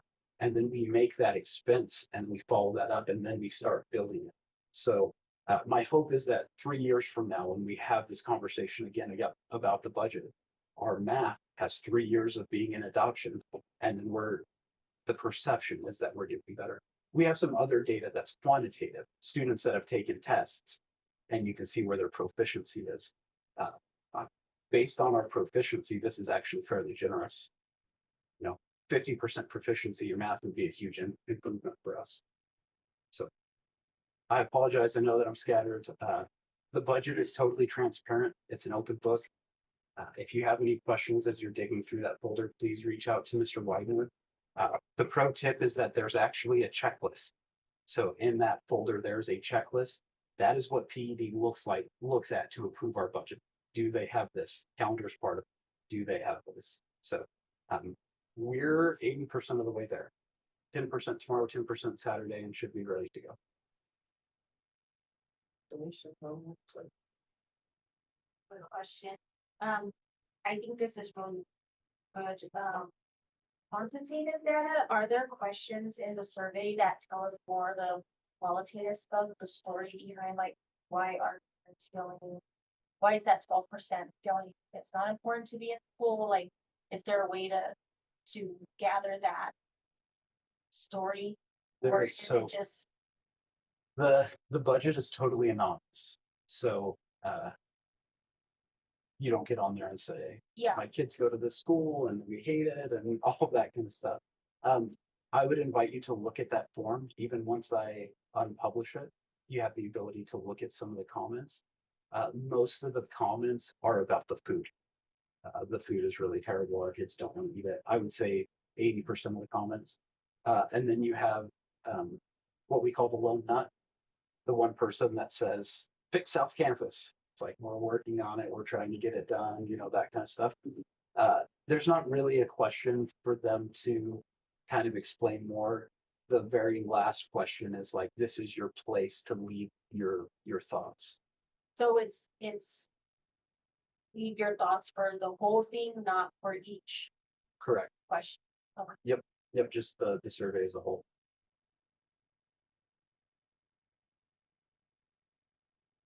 Anything else with that? Nice to hear about. Yeah. Improvement from last year. Thank you, sir, very much. You bet. I just have a general question, not for Jones, but just do some digging and thinking. The budget is tied to the street plan, and since we don't have one, how is that being submitted Monday? And then whenever we do the strategic plan, are we making sure that budget ties to the strategic plan? You're absolutely correct. They're very much interconnected. That's why you see in these budget questions, strategic plan kind of thought, you know, are we academically successful? Are we, you know, what's important? And so that's going to help us as we build our. So how is budget being informed now outside of the survey? Yeah, so the the strategic plan, as you know, is the roadmap for the budget. It's somewhat unfortunate where like our SEG amount is 44 million, give or take. 38 million goes to South. So then you're left with really 7 million in terms of like how you can make it better. Really for our data. And that's probably the key thing is it's not necessarily just this, which is all subjective data. Because you might be having a hard time or Amy Ray cutting you off in traffic and you're like, I'm gonna go home and do that survey and everything's bad. It's not a great measurement. We have student data, student performance data that says we need to be spending more money. And it's really all of our money needs to be in instruction and engagement right now because we have an absenteeism problem. We have students that aren't coming to school. And it's more than 12% of the students that are coming to school. So what that turns into is where can I go find money or what money can we spend so that our students, people are trained so that we can get students here. Food is a really big thing for attendance as well. If we have good food, things will come to school. So attendance is one of the goals that will be in our strategic plan. And we have data that says that we're lacking in that area. When you start looking at proficiencies and things as well, it's kind of the chicken and the egg discussion. Is our proficiency low because our attendance is low, or is our attendance low because the engagement is low? And then you start climbing and climbing and climbing to find that root cause as to what it is. So we're investing a lot of money in quality instruction. We want our teachers to be well equipped. We want our teachers to have a lot of tools in their toolboxes. Part of the way that we're doing that as well is that we're fully staffing an instruction team that the district hasn't really had. We're going to have somebody that's specifically trained in CTE and can provide that hands-on instruction and step into those classrooms and help with classroom management and help with engagement so that our CTE students who might not be reading great have this passion for welding and we can give them the skills so that they can succeed in that pathway. So I was kind of the last generation of like cookie cutter education, I think, where it was like, no, you take English 1 through 4, you take algebra 1 through whatever, and you take the same history classes where now our students and the way that they change graduation requirements, if you have a student that is really adept in a certain area, you can really like stack their course so that you play into their strengths as well, which is something that we also do with funding is we establish pathways for industry that are in line with New Mexico State and Diné College to make sure that like our kids that stay local have job placements. So it's a wonderful thing. My concern is that we're a little short-sighted because you really have to wait for like a full cohort of students. Like when these 8th graders are graduating and when they're going into jobs or colleges, that's when you say, hey, the budget that we approved in 26-27 was worthwhile. I just don't know that we have any data that says that the budget has honored the strategic plan on rails at any time. Mainly because turnover and superintendents change and finance directors change and all that kind of stuff. It's now hard to get to the basis of that. But really the meat and potatoes of a school district needs to be education, needs to be quality instruction, butts in chairs, teachers that are respected, that can discipline the right way, and that students are progressing and going through the program, the system that we've created the best way. Board Member Lorenzo, we also we're still kind of using our previous strategic plan as our prospect. Our agendas every time. Correct. The goals that were And so we're attached. we're still allowing it to govern us and guide us. And the hope is that we will get one in place soon. Like he was saying, we've got this board, we've made a big, this is a new board. We can hand out What's going on? a lot of changes that's happening. Very good question. So, Ms. Lorenzo. Yeah, my other question is in regards to how, I guess, right, because most of us are new to this and not as familiar. with school budget as people have been in the past. And so I'm wondering like how things like, addressing, Yazi Martinez is incorporated into that, because I don't know that like this survey gives us that information. Or work with our, students who are on, IEP limits, right? Like, I think that is huge. I don't know how, um, like if we're using an old strategic plan in the survey, how that is built to, um, built. So our previous strategic plan was very heavy on planning to support with Yazi Martinez. Um, as you know, all of our students qualify under Yazi Martinez. With the four categories, four subgroups. And so it's kind of embedded into the budgeting, the planning of the budget. You know, if we have engaged classes and we have good food and we have attendance votes that are checking on our kids, that that gets our kids in classes, it gets them learning and preparing for academic. There definitely are cultural components that need to be incorporated and included. So Dr. Martin and his team are working with that. If I may add, Yeah. we've spent heavily on TV, which is making education relevant for students, and is a way for them to it's a way to encourage them to come to school and make them motivated. Their learning is aligning with their interests. That's part of it. Oops. Two additional things. The state has turned over like crazy. I don't think that it's a secret that PED is wonky. And will forever be wonky. So a good example of this is last year we had ELA adoption. The budget for instructional materials for our school district was $750,000. But this year we have math adoption. They've reduced that budget by $250,000. So is it that math isn't important to the state? Because obviously the answer is no, but you go with your dollars, right? So how does that transform here? We're going to have to supplement money out of our GO budget to get a viable math adoption, because PED has kind of trimmed us a little bit there. And then on the CTE stuff, like one of the things that's really cool that we're doing next year is any state or national competitions the district will really fund. So instead of, Skills USA gets to a state competition, they have to spend their time fundraising so that they can afford to go on that. Usually make sure that their room and board and meals and all of that stuff is totally covered and paid for. Look at those trips. Correct. Done.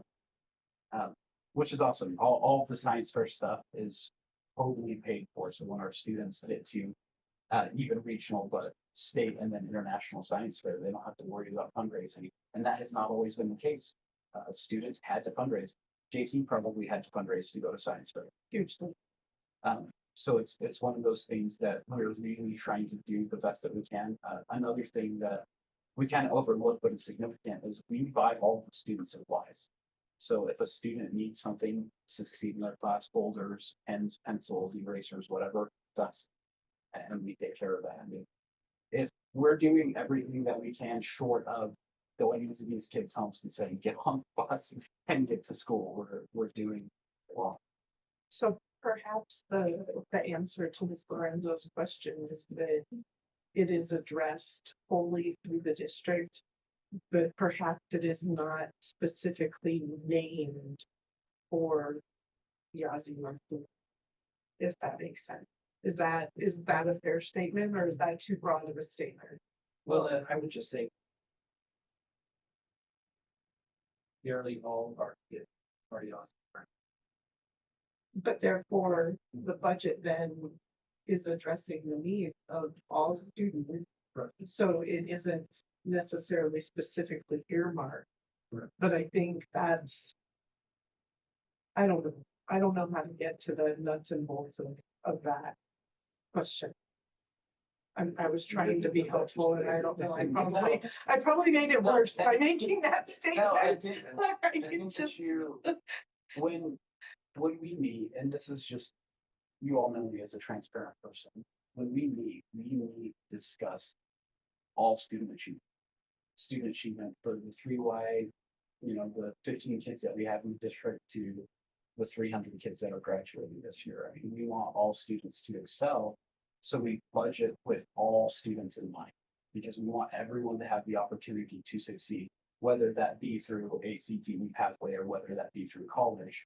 And we make sure that we're investing and the students can kind of choose. I mean, it's a little bit like Burger King. They can have it their way. And on that note. Well, I don't But know that if we, includes the special ed students, all them. Right. too, right? Correct.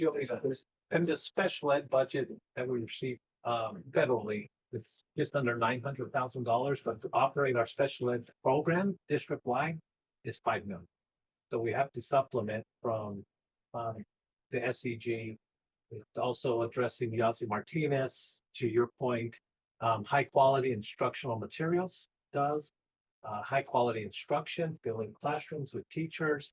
So we really try to put instructors, high quality instruction, professional development. That's kind of why we also piloted that calendar with PD built into those late arrival times, is really to make sure our instruction is of high quality. So I think you're spot on addressing it district wide, but also in different areas, such as supplementing almost $4 million to address our special education population.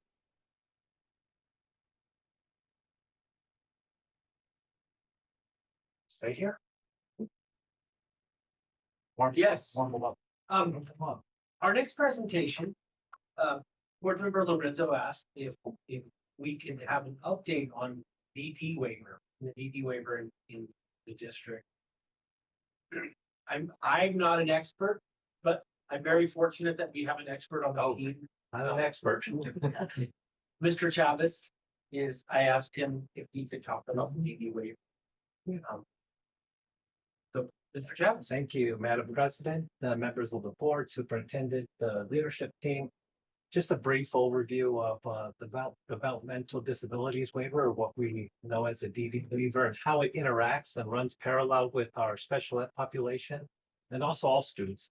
So under the New Mexico Public Education Department, we have an obligation to provide students that qualify for special ed services and really related services the opportunity to access the general ed curriculum. So if they need related services such as speech and language, occupational therapy, physical therapy, behavioral support, we have an obligation to provide that to our students at no charge, and really implementing that with fidelity. Those services run parallel with the Department of Health and the DD waiver. And I think that's where we get some crossover at times. However, we cannot supplant the services that we're going to provide from the special education department with services provided by the DD waiver, which is under Department of Health and funded through Medicaid. They can run parallel, but the services provided by special ed is during the school day. The DD waiver supports it outside the school day with the family and with community services. They also can receive the same type of services, behavioral supports. They can qualify for the different therapies that I mentioned. The only time they overlap during the instructional day is when the IEP team determines it's appropriate. So that's the key, is when the IEP team determines that those services outside the school day can occur during the instructional day is when they can happen. We know there's a long line or long waiting list to get approved for DD waiver support. We can't blur the line of responsibilities between the school district and parents and guardians.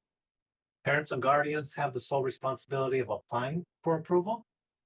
The school can give general information. We can give documents to help support their application with parent support.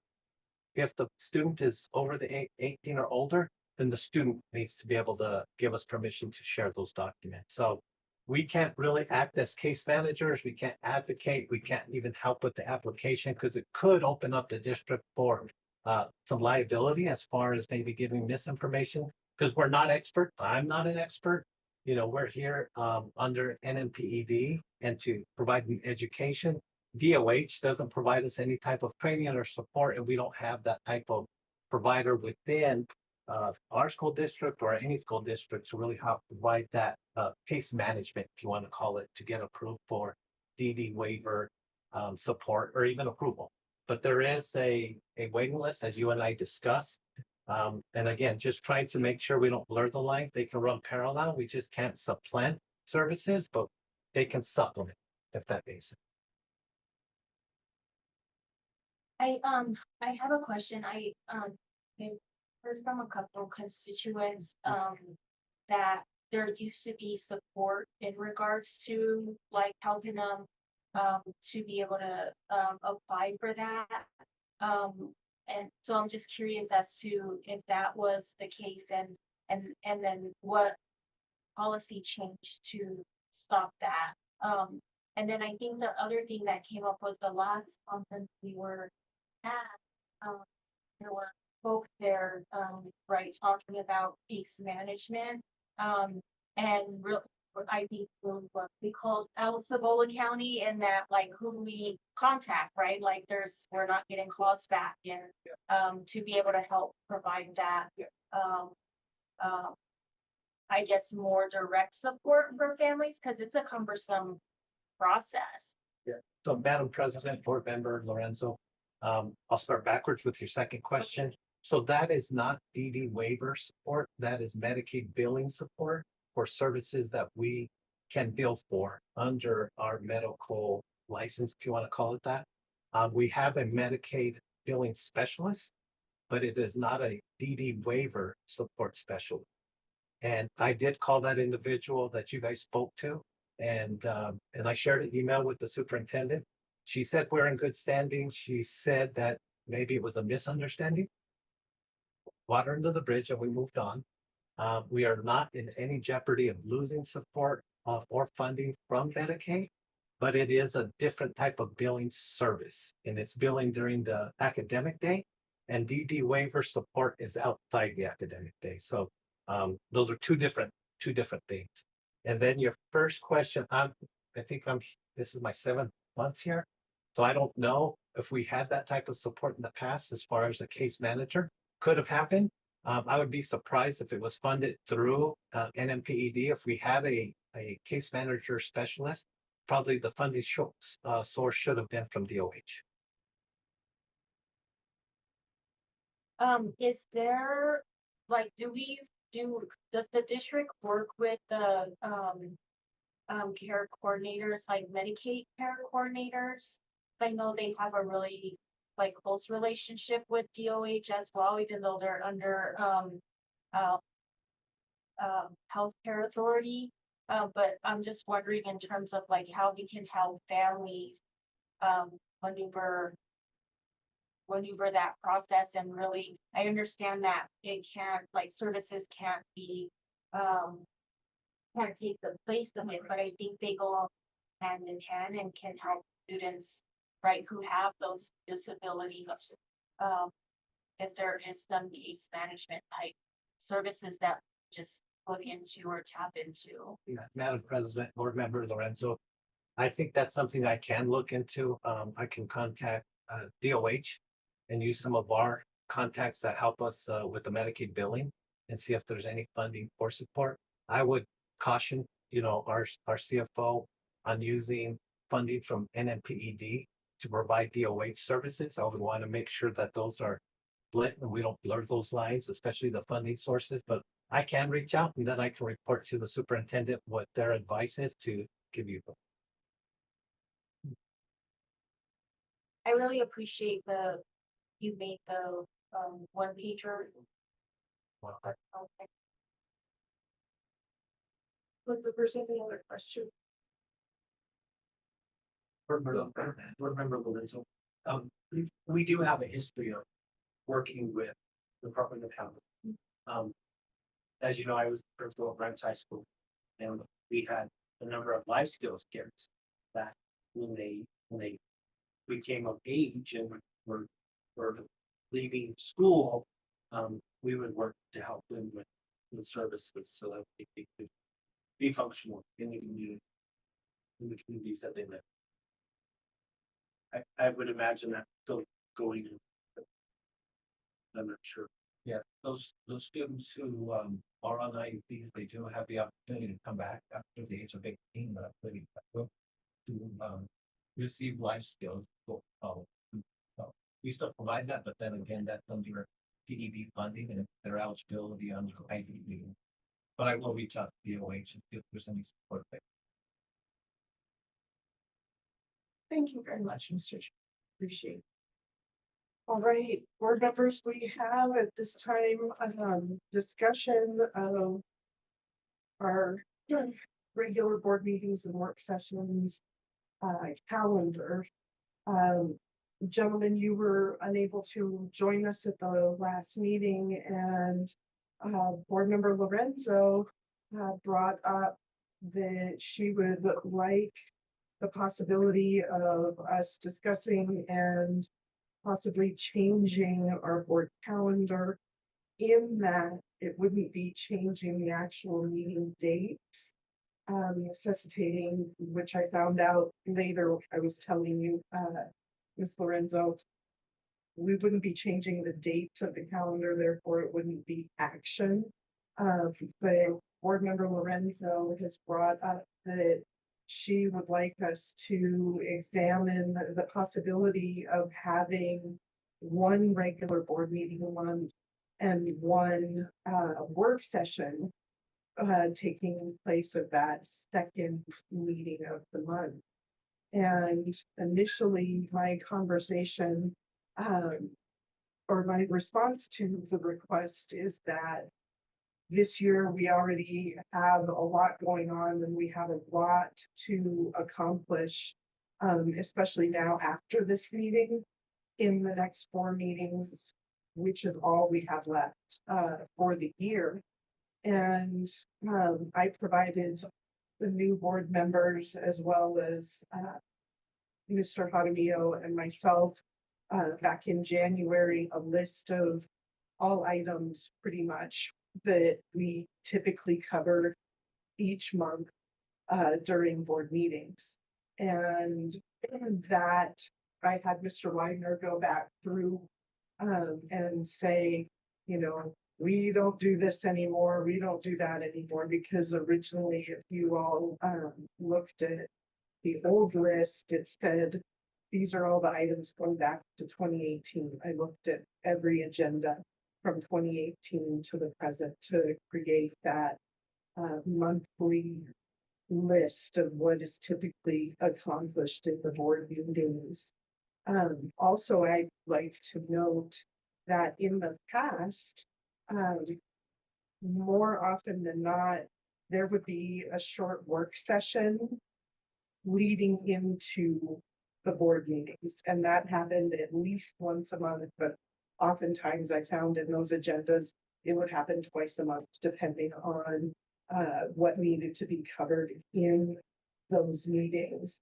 And I had previously stated when we all had talked about needing those work sessions to get everybody up to speed and trying to get more things accomplished, that, you know, realistically, it would probably be better to think about reverting to those old agenda types where we would meet before the meeting to discuss, you know, like tonight would have been a perfect night to have a work session leading into the meeting for maybe a half hour or an hour, where we could look at those policies that are, oh wow, you know, that there are, and, you know, talk about those kinds of things. And then the meeting following the work session typically allows you to do all of the action in a more time, you know, effective manner.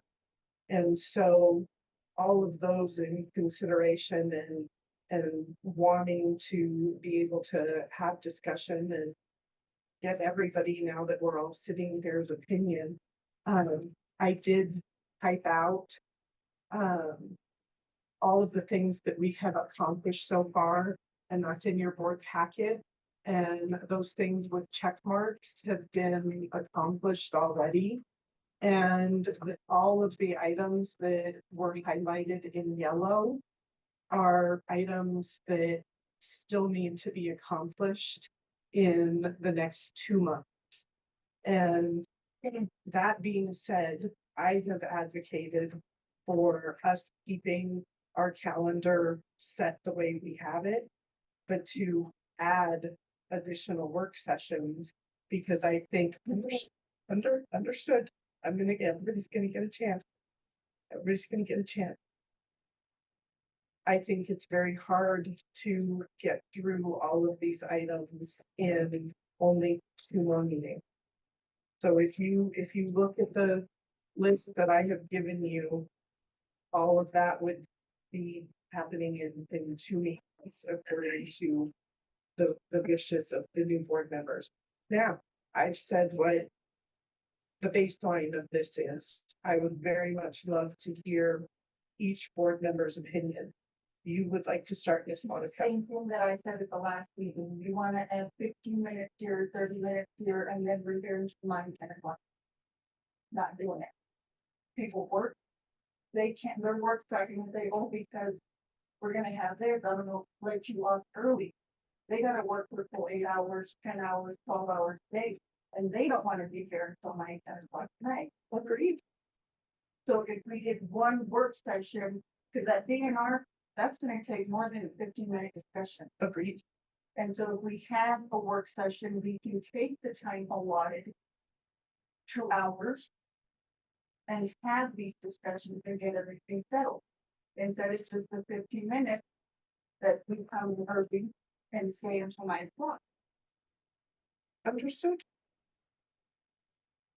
So it just, to me, it's not adding more time here and there. It's, we're gonna do this on this day, and then the work session discussion, and then the next meeting, yay or nay. I think it would go by a lot quicker. Instead of adding more time to come in to each meeting. I'm hearing you, honestly, but again, I'd like to hear everybody's opinion on it. Ms. Lorenzo, do you care to? Yeah, I have some thoughts there. So in a work session, what's the stop taking action? You don't take action in the work session, you can only take action in a regular meeting or a special meeting. Let's also use things you can't take action. You can dissect the stuff up and some of the more simplified stuff, take that action. That's a fair question. I have never seen anything that says. That would serve two things. We knock out some of these smaller, simple, Sure. have a work session to cover the more complicated stuff and go through it. Board meeting. I think that falls under the Open Meetings Act, but I'd have to look that up. That's a very good question, and I didn't think of it that way. But we're elected, either job, whether it's 1 hour or 12 hours, you decided to get in the seat. That's the way I feel it. I agree, but if we could streamline some stuff. And I say we do it in the same day, 1 hour. I mean, I know Monica said that it's hard to do it, but we can't do a voting and a workshop on the same day. Because the first 2 hours are part of the workshop and not coming in at 3, like you said, then we have to work. But just starting at the regular time, it's a work session, and then we go through the voting session or the nitty gritty stuff. That's what I was saying. If we were in and break it up in these, and like you said, take action on dissect it. Yeah. And if it needs to be addressed, we address it that day, that night. But I don't think we should add another day. But we do need the 2 days for decision, for sure. Like I said, I've been here for a while. There's been a lot of stuff that we pick around, but we've never had work session. And just streamline the work session like he says, where we just come, we do, even if it's 1 hour, I don't know, like, I don't know how long it'll take to get something around, but if we just streamline that on the same day, and on the same day, we can also make a decision on it, or we can have it at the end of the month. Because even according to what Bonnie had stated, hour and a half meeting. If it's longer than that, it was just too much talking. Work session. Well, our we've been presentations here were an hour. I was Like gonna today, say, I'd we've say been our here 2 presentation, hours our and presentation took most of our time. We've already went through this. we've had less people here and have been here until 9 o'clock. Today was good though. Got everybody, it was mostly students and got everybody situated.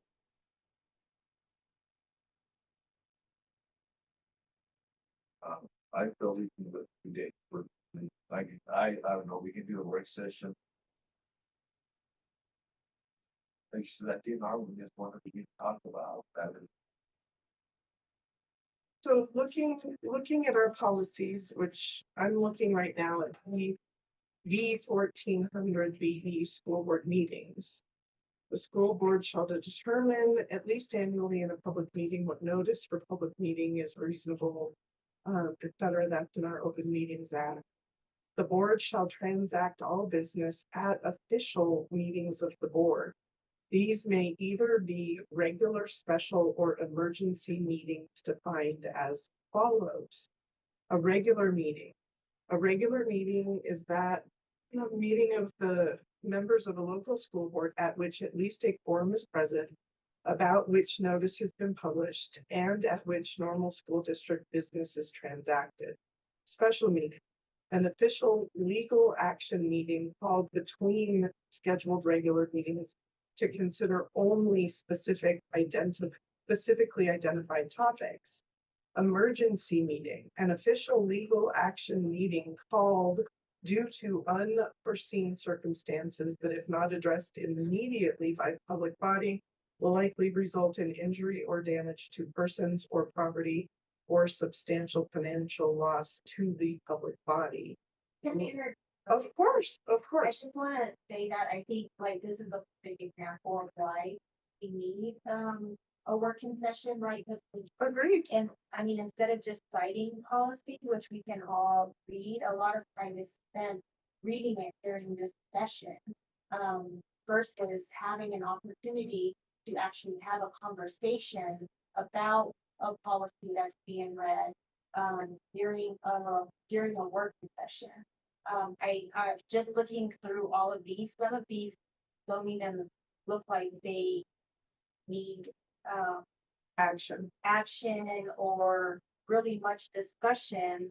Some of them do, we do need discussion, and we're not having discussion, we're taking action without having any meaningful work or collaboration around. And so I think that if we can have working sessions to streamline everything, it's gonna make what we're taking action on during these meetings a lot quicker. And I mean, I think when we have presentations and when we have students here, it's really great. And I don't mind being here for that kind of stuff, but I think that if we're able to really zero in and prioritize and just be more efficient in how the official meeting is going, that we would, I mean, they'll be a lot quicker, but also we'll feel like we're like doing meaningful work, right? Not just, okay, yes, I voted, but no work around what I voted on, or conversation around what I voted on, like, right, like the policy stuff, like I want to have discussions around policy, right? And when I'm hesitant to ask questions because I don't want to stay here and at all hours of the night to have those discussions where right now there's no opportunity for us to have meaningful conversation and dialogue and really do the work that we said we're gonna do, right? Like, I have questions on the budget, right? And we have questions on strategic plan and instead of coming in here, something being presented to us and then taking a vote on something, where we haven't had that opportunity to ask questions or make changes to language in a policy or make recommendations on the budget or any of that stuff. And so I think that's what, Case on is, because it doesn't feel streamlined, and it doesn't feel like we're doing work other than. Oh,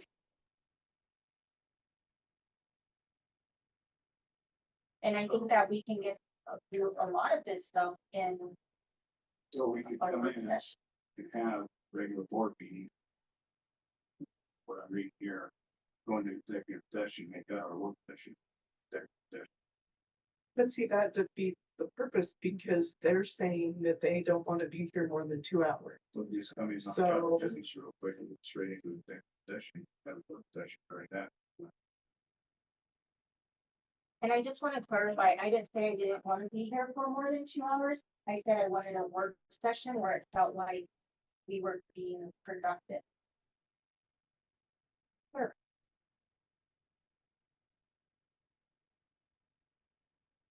This,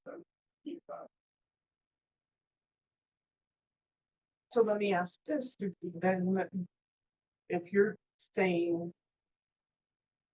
having an executive session after a regular or in conjunction with a regular session, how is that any different than saying, why don't we start a work session at 5:30 and have a work session from 5:30 to 6:30 and start a regular meeting to address all of what we just did in the work session and have the regular meeting from 6:30 to 7:30 or 8 o'clock.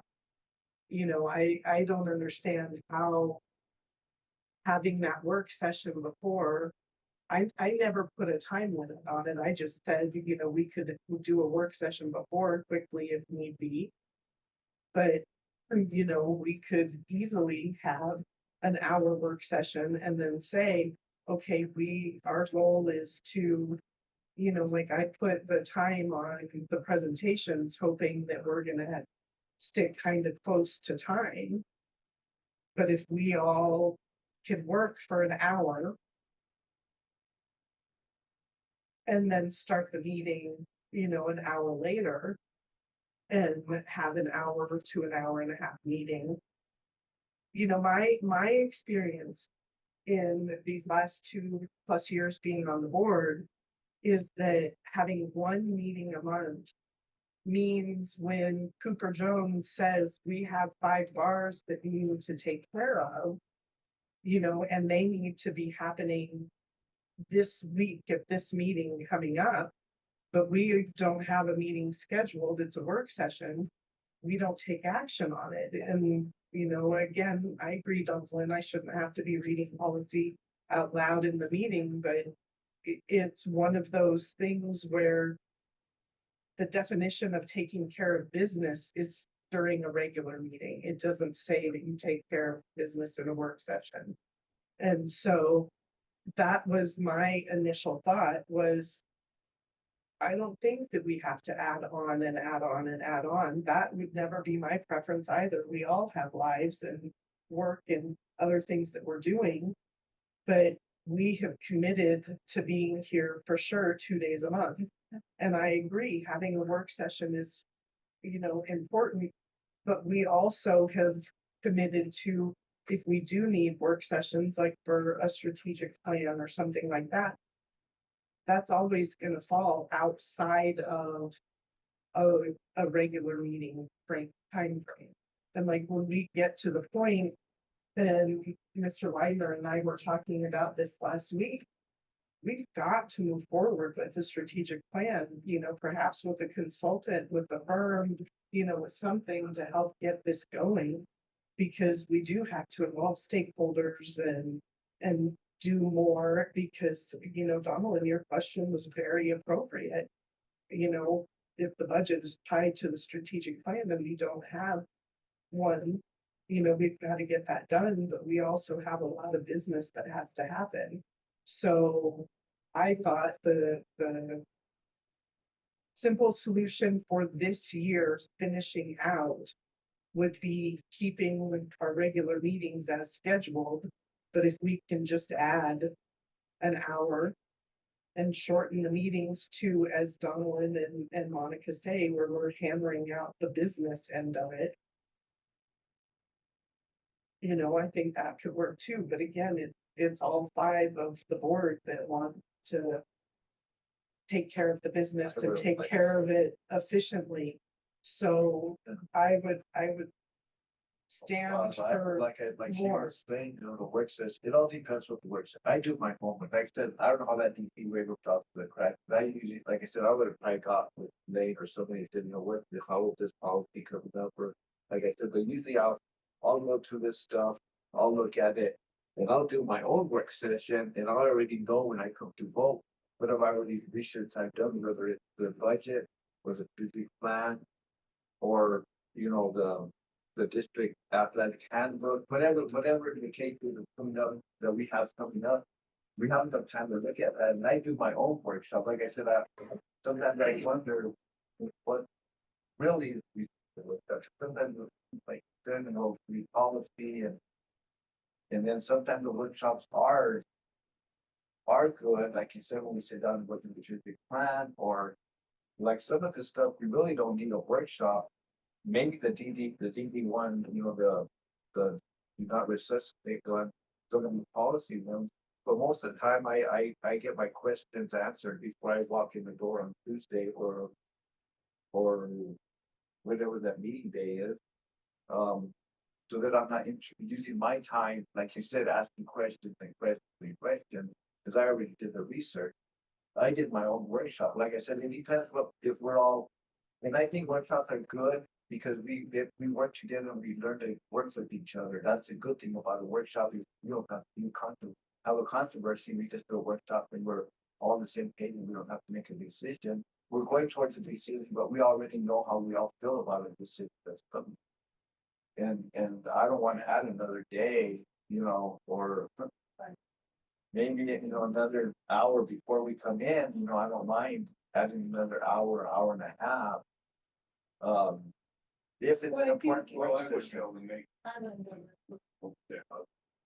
No, I'm saying that 5:30. No, I'm saying like you're saying to have a work session at the end of the meeting, you have a work session at the beginning. And maybe during that beginning of the work session, maybe Don will gonna say, hey, you know, we've got this one about the athletic handbook coming up. And we could talk about that one before we even go into the vote, about even an hour. I also I mean, do all these yellow things mean? Well, I thought we had already did that maybe, but we never got it. I don't. No, think they all don't. these No, yellow they things do not. mean all which can I know be they did discussed already. in a work session, and I think the other thing, right, along with what one, Bonnie, sorry, you know, I reached out to individuals that I know that serve on several boards, and they have one meeting a month, right? And they have working sessions, and so, I mean, to me, that just really tells me like how efficient and effective are our meetings if we're needing to have votes on all of this stuff or discuss this in a regular board meeting when, I mean, I don't know, Well, a lot most of of it. our most of it presentations. don't. Yeah, no, a lot of But I presentations. think also that, right, if there is something, it's gonna force us to be like plan better, right? Like I mean, I think Cooper is a pretty smart guy. Insane with Venus, I think. Yeah. But it's not like he's gonna say, oh, I just now realized we need a bar and we have a board meeting in 3 days and we need to have this bar discussion right now. I've fixed that problem. School districts in the state actually have board policies that they adopt.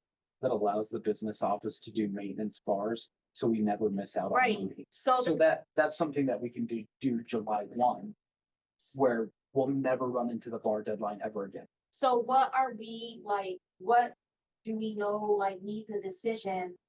Like, right now that, oh my gosh, we're so paranoid, it's gonna be, this decision's gonna be put off for. I haven't heard any, since I've been on there, I mean, most of them is not like urgent stuff, right? Like, and from what members of other boards have said, it's like, it's just planning it out, right? Like, we just get more. We just Efficient. plan We get more efficient. Have one meeting a month. When I picked for it in high school, the board was one meeting a month. Because again, trips and stuff, we had to present them to the board just like all the other kids do. And it was one meeting a month. I'm not disputing at all the possibility of doing this.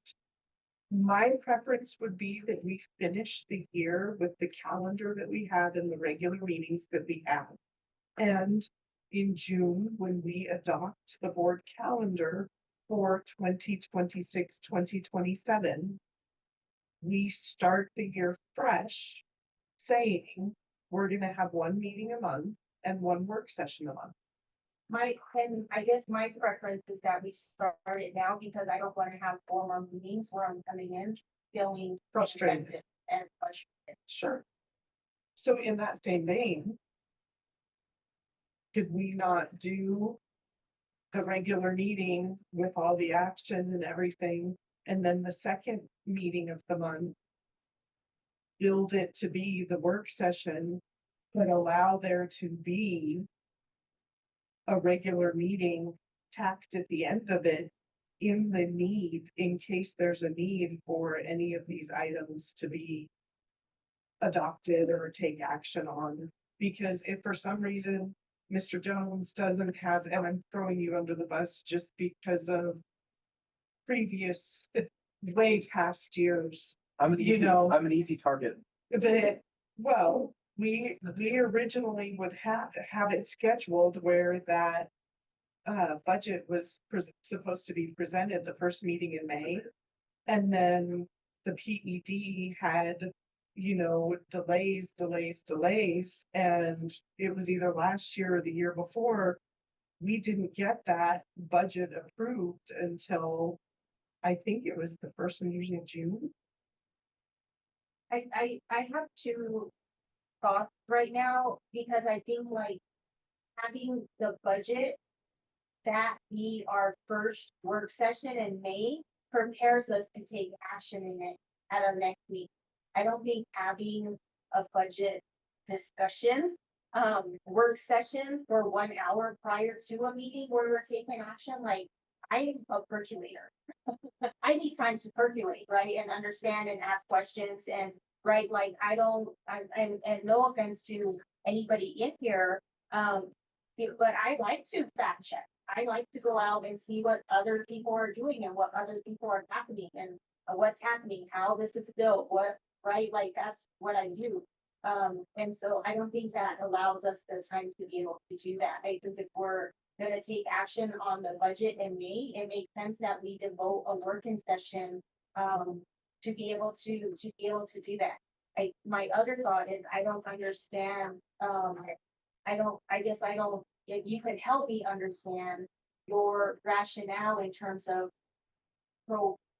putting this off when, again, there's really not anything in here where we need 2 meetings to take action on stuff that we don't really need to take action on, and being able just to help us as a new, the 3 of us are very new, to be able to have a work session, the first, like, and I think we talked about this the last meeting, the first meeting of the month, so what is it, that second Tuesday is a work session, and then our next meeting of the month is a regular board meeting.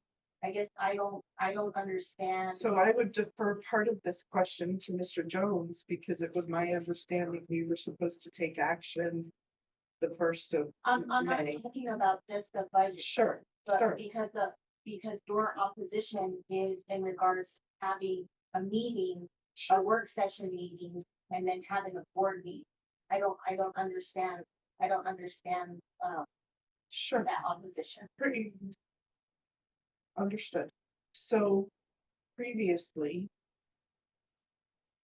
the majority of questions by board members regarding policy or things that were gonna have action taken. Typically, the board members would reach out to the superintendent to ask those questions prior to the board meeting. And then if there were further questions that were needed, to clarify or bring the board together or whatever, superintendent had office hours available to the board, phone calls, whatever. Then when it was time for action, most of those questions had already been asked previously. And so then action was being taken. So my experience on the board is that the work sessions were for larger items, not necessarily the routine business, monthly. And so my thought on this is that continuing the business and having the presentations is a part of, being on board, like we have the IPAC presentations. We have the, K-5 summer program. We get information about staff appreciation, et cetera. I'm just looking at this one, the Student Achievement Awards, capital project update. Some of those have actions, some of them do not. And so the presentations traditionally have been, during a regular board meeting. So that's why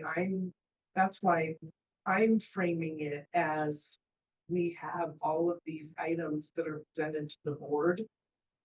And all of these presentations are typically done in a regular meeting. And therefore, I'm looking at it from my past experience that we wouldn't be able to have all of these presentations in one meeting in the month of May. Right, and I appreciate the presentations, like, those are actually the most exciting part of the meeting for me. And I'm glad you brought up the example of policy, because I can have that conversations one-on-one with Mr. Weiner, right? But it's not a conversation with the board who oversees and helps develop policy to begin with. We don't have that work session as a board. And again, in discussion with other, with members of other boards, they discuss policy. They're writing policy as the board. Policy is not just being presented to them and then they're taking action, right? But also in my conversation with Mr. Weiner about policy, I want to hear what Mr. Clausen has to say about this policy, or what Mr. Hadamil has to say about this policy, because they have different, and what the Salazar has to say about different policies. That's not going to be a discussion that we're all having with this Mr. White. It's going to lay do his job. If I call him, Courtney calls him, when to give you a good job. Amanda, is that her name, policy? If we have discussions first hour, 5:30 to 6:30 on policy, and then have the meeting and go over policy again, she lives in more yard. I feel a little upset leaving here late, driving to North Yard again and trying to go around and come back in the morning. With the idea though, first hour covered, Because she still has to go over. but the policy. not extending the meeting, but not extending the meeting. In that first hour, getting clarity on there.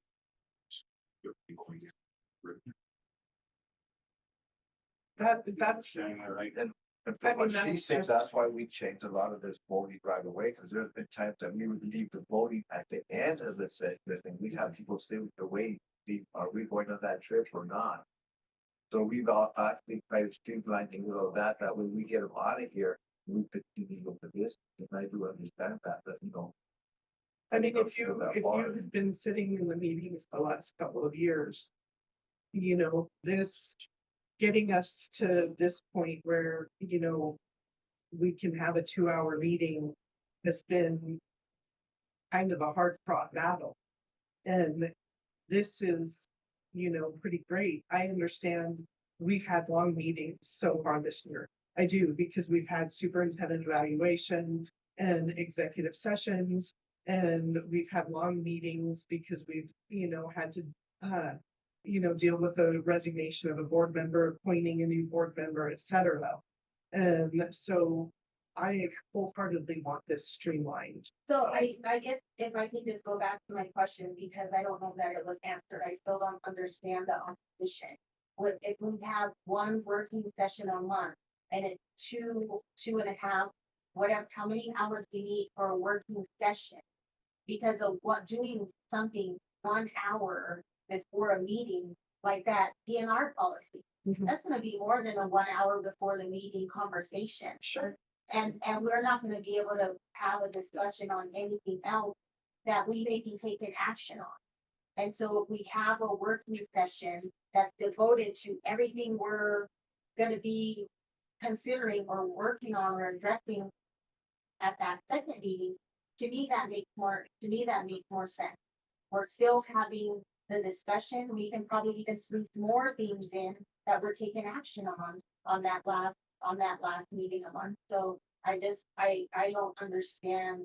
I don't understand what the, So hopefully to clarify, the reason why I am at this particular point of the school year opposed to changing it is because my experience the last 2 years of working on getting agendas created and everything like that is that there are a lot of times that school business pops up the week before a meeting, and Mr. Widener and Ms. Turley are getting emails from people in the district, like the needing action for the students to travel. We didn't know who the students were that were going to be traveling for ISAP until they had completed state science fair. And so they needed to be able to, get on, but we had to have that information. And there are other things that come up. And so my hesitation, and I don't know how to make it more clear than that, about changing it right now and only doing one meeting in May and one meeting in June are those things that are going to be coming up. I guess I don't think that's very good sense. Because that, like, they know this trip is coming up. They may not know the student, so they know the trip is coming up. But they don't know if they're going to have students that have won. So you can't put something on the agenda. Well, I guess technically you can, because then you can strike it off in approval, but then you're still adding all the time on to have the discussion about, all of the changes. It's just that we vote strike. Everybody, I guess, no, and we're done. It's not another action. And that is quicker than going through the motion of approving everything. Shoot up the lid. Right under. Yeah. I'm not in you. Although so I think. How many more meetings do you usually get all? Well, I think that's mostly up to, the district and what needs action, because I'm going off what has been in the past. I think that would be a great working session, like what of these And actually need so- action. But the work. So Mr. Weinberg, you probably ought to have the board, your team look at all of the things that need action, and things that don't. So your board members, right now, you're suggesting that the first meeting of May would be turned into a work session. However, I understand Mr. Jones had requested the first meeting of May to take action, to present and take action on the board, on the budget. However, We can, I know that the, budget committee, which is Monica and Courtney, are supposed to have a meeting to discuss at some point the budget, and I don't know when that meeting was supposed to be scheduled. Because I'm not on that committee. so if I may, the budget in the eyes of PED, really, as long as the board has consensus in June, that's like the last absolute minute to do that. I'm happy to provide a budget workshop during a work session, the first meeting in May. And then you can take action the second meeting on the budget. The upside, and I don't want to get into board governance and all the meetings, but the upside of the work session, especially where we have new members and school finance, is a different language. It's just different. You spend an hour in a work session, by the time you get to the meeting, it should be 30 seconds. This is the budget. We looked at it in the last session. Let's get it approved. Done. That could be most speed. Board members, tonight, we talked about more, we did first reads on more than 20 policies. That very much could be in a work session, May 5th. I have interesting questions about the do not resuscitate one, just like you guys do. If I'm walking in Grants High School and somebody falls over, under the Good Samaritan law, I'm supposed to save them. And how do I know they don't have? Yeah. So, I think that's up to. I think if you guys What want work to is this? try, we could do a work session on May 5th, then you understand. But are we gonna do, this work session, is it gonna be time frame for 2 hours?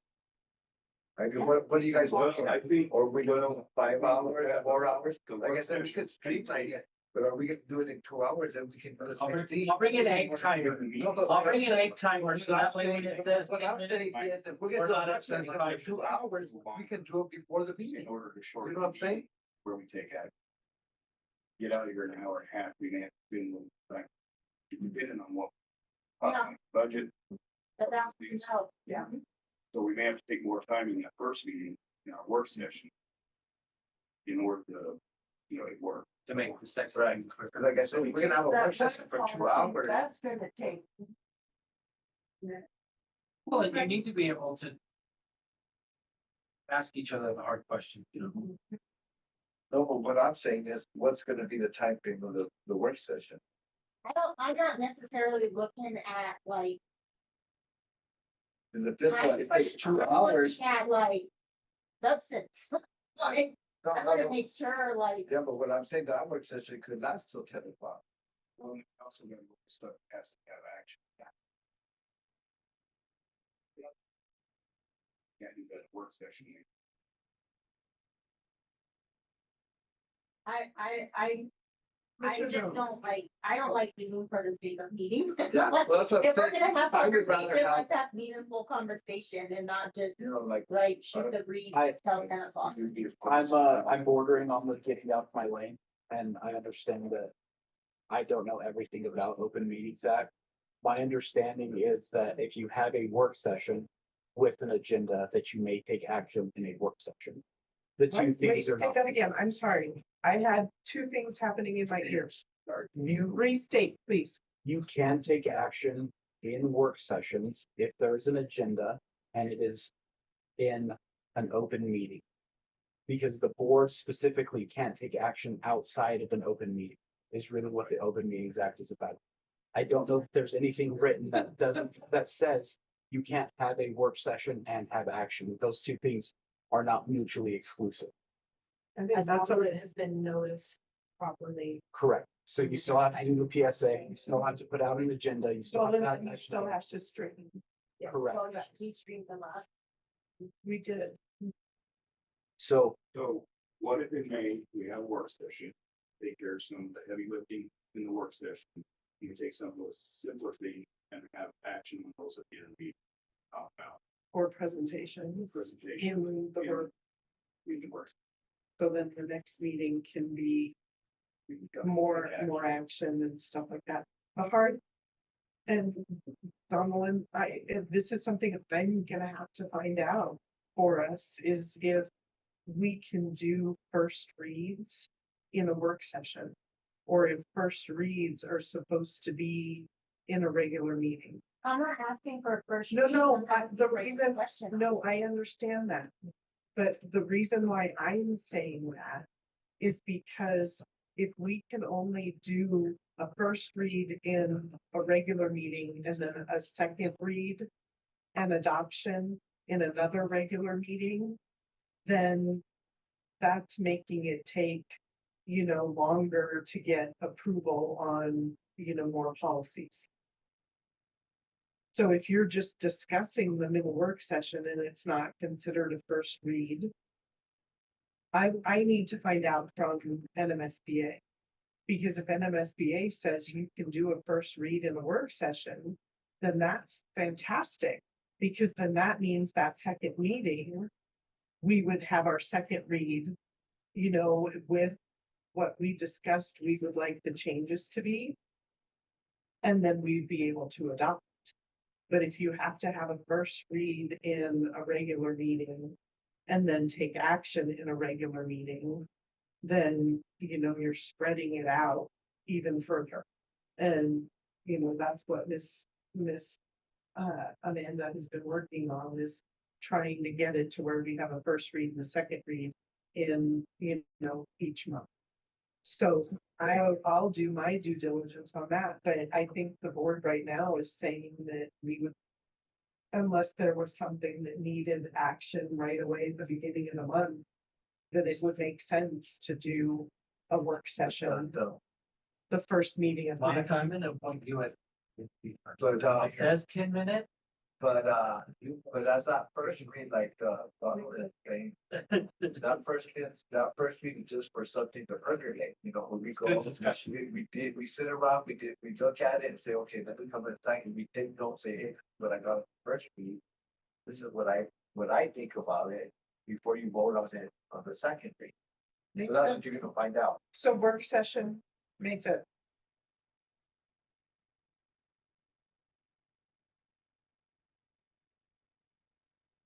And I will do my due diligence to find out about, being able to take action in a work session. Or if we do the work session and the first reads.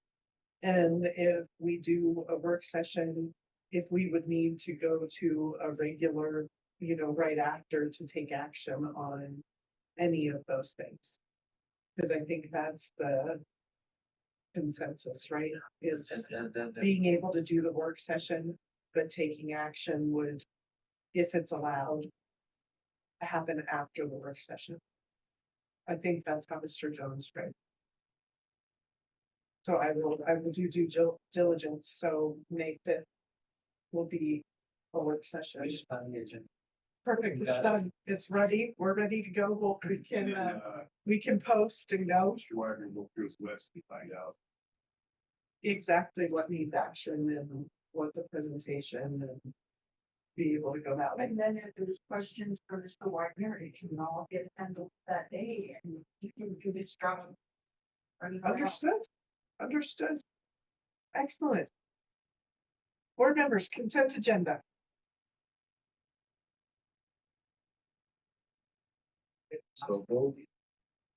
So we have consideration of approval of the bills and expenditure report for March of 2026 and a singular bar, which is a flow through from the initial budget. Superintendent, a recommendation. I recommend that we approve the March.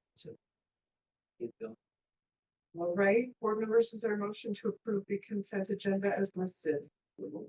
And a second.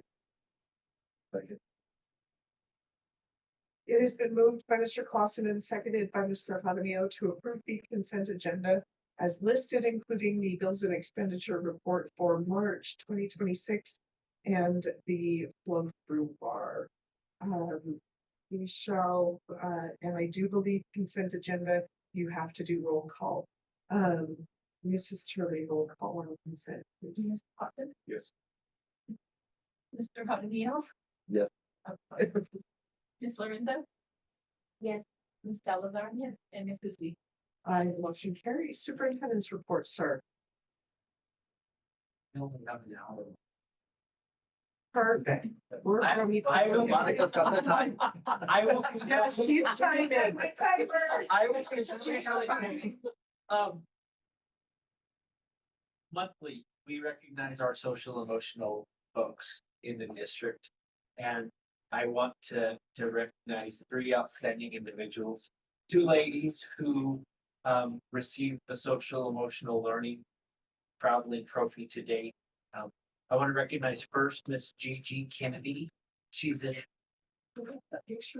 You do, yes. Let me share my screen. No, we've been trying to streamline and not make people have to wait.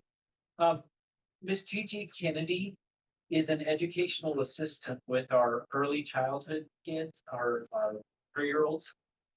She is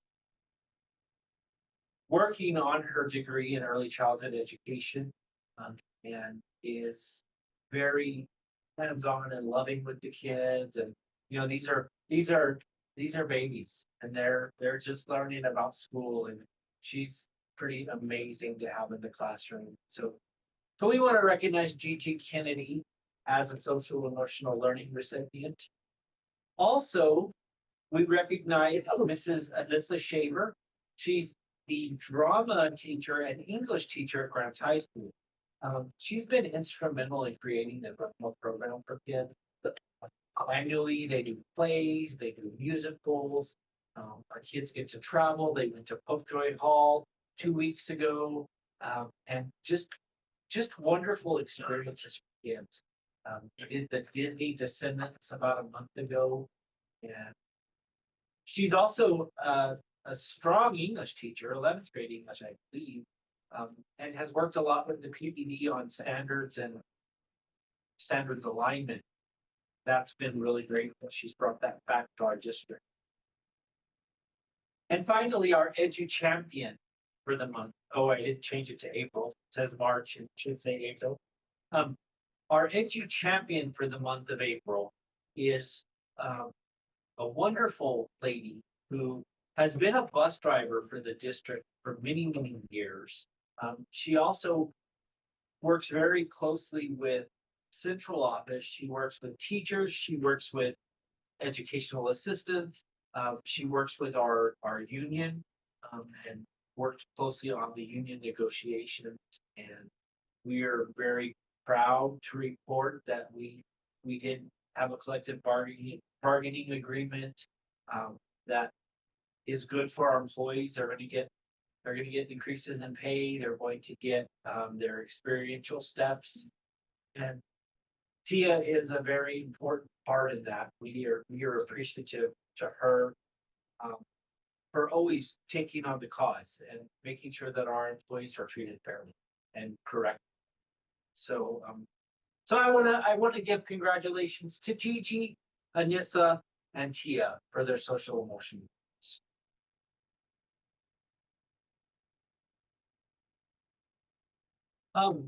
As you know, on May 8th, we will be having our staff appreciation. I did send out a survey to all employees, kind of polling what they wanted. In the last 2 years, we held a gala event, and that wasn't as, it didn't touch people's hearts because they couldn't be with their friends, they couldn't be with their coworkers. And so they wanted us to bring the tradition back. And so we have brought the tradition back.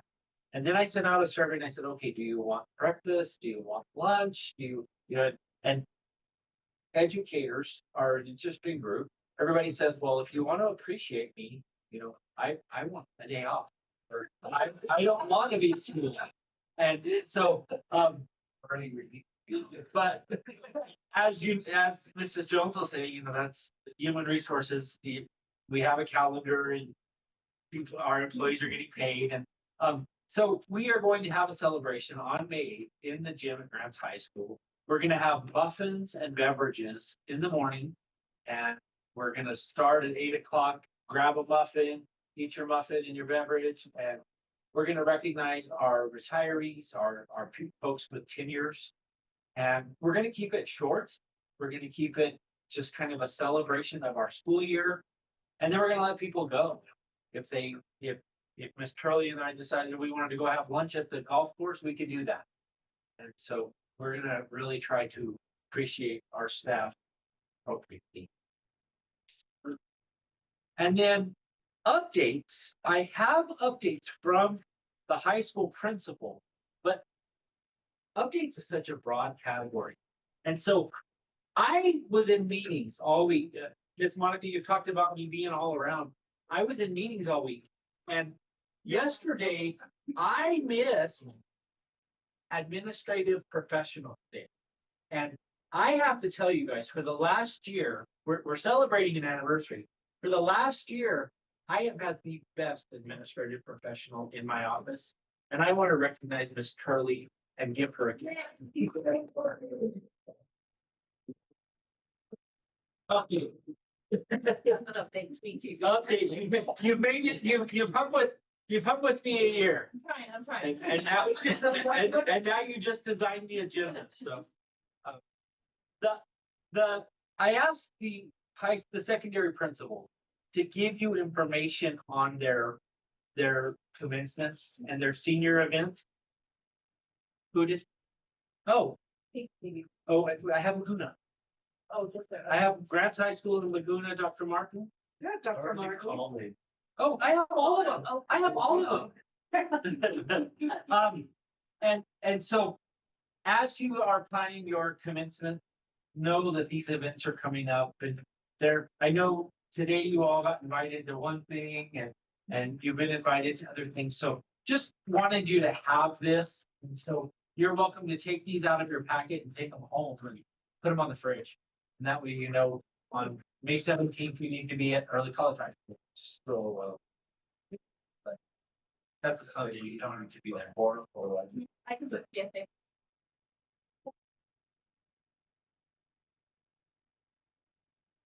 And that's Here. May 17th is Sunday. Oh, okay.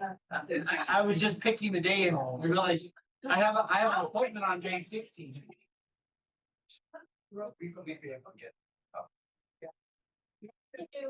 And board members, that concludes the superintendent's report. And thank you for giving me the time.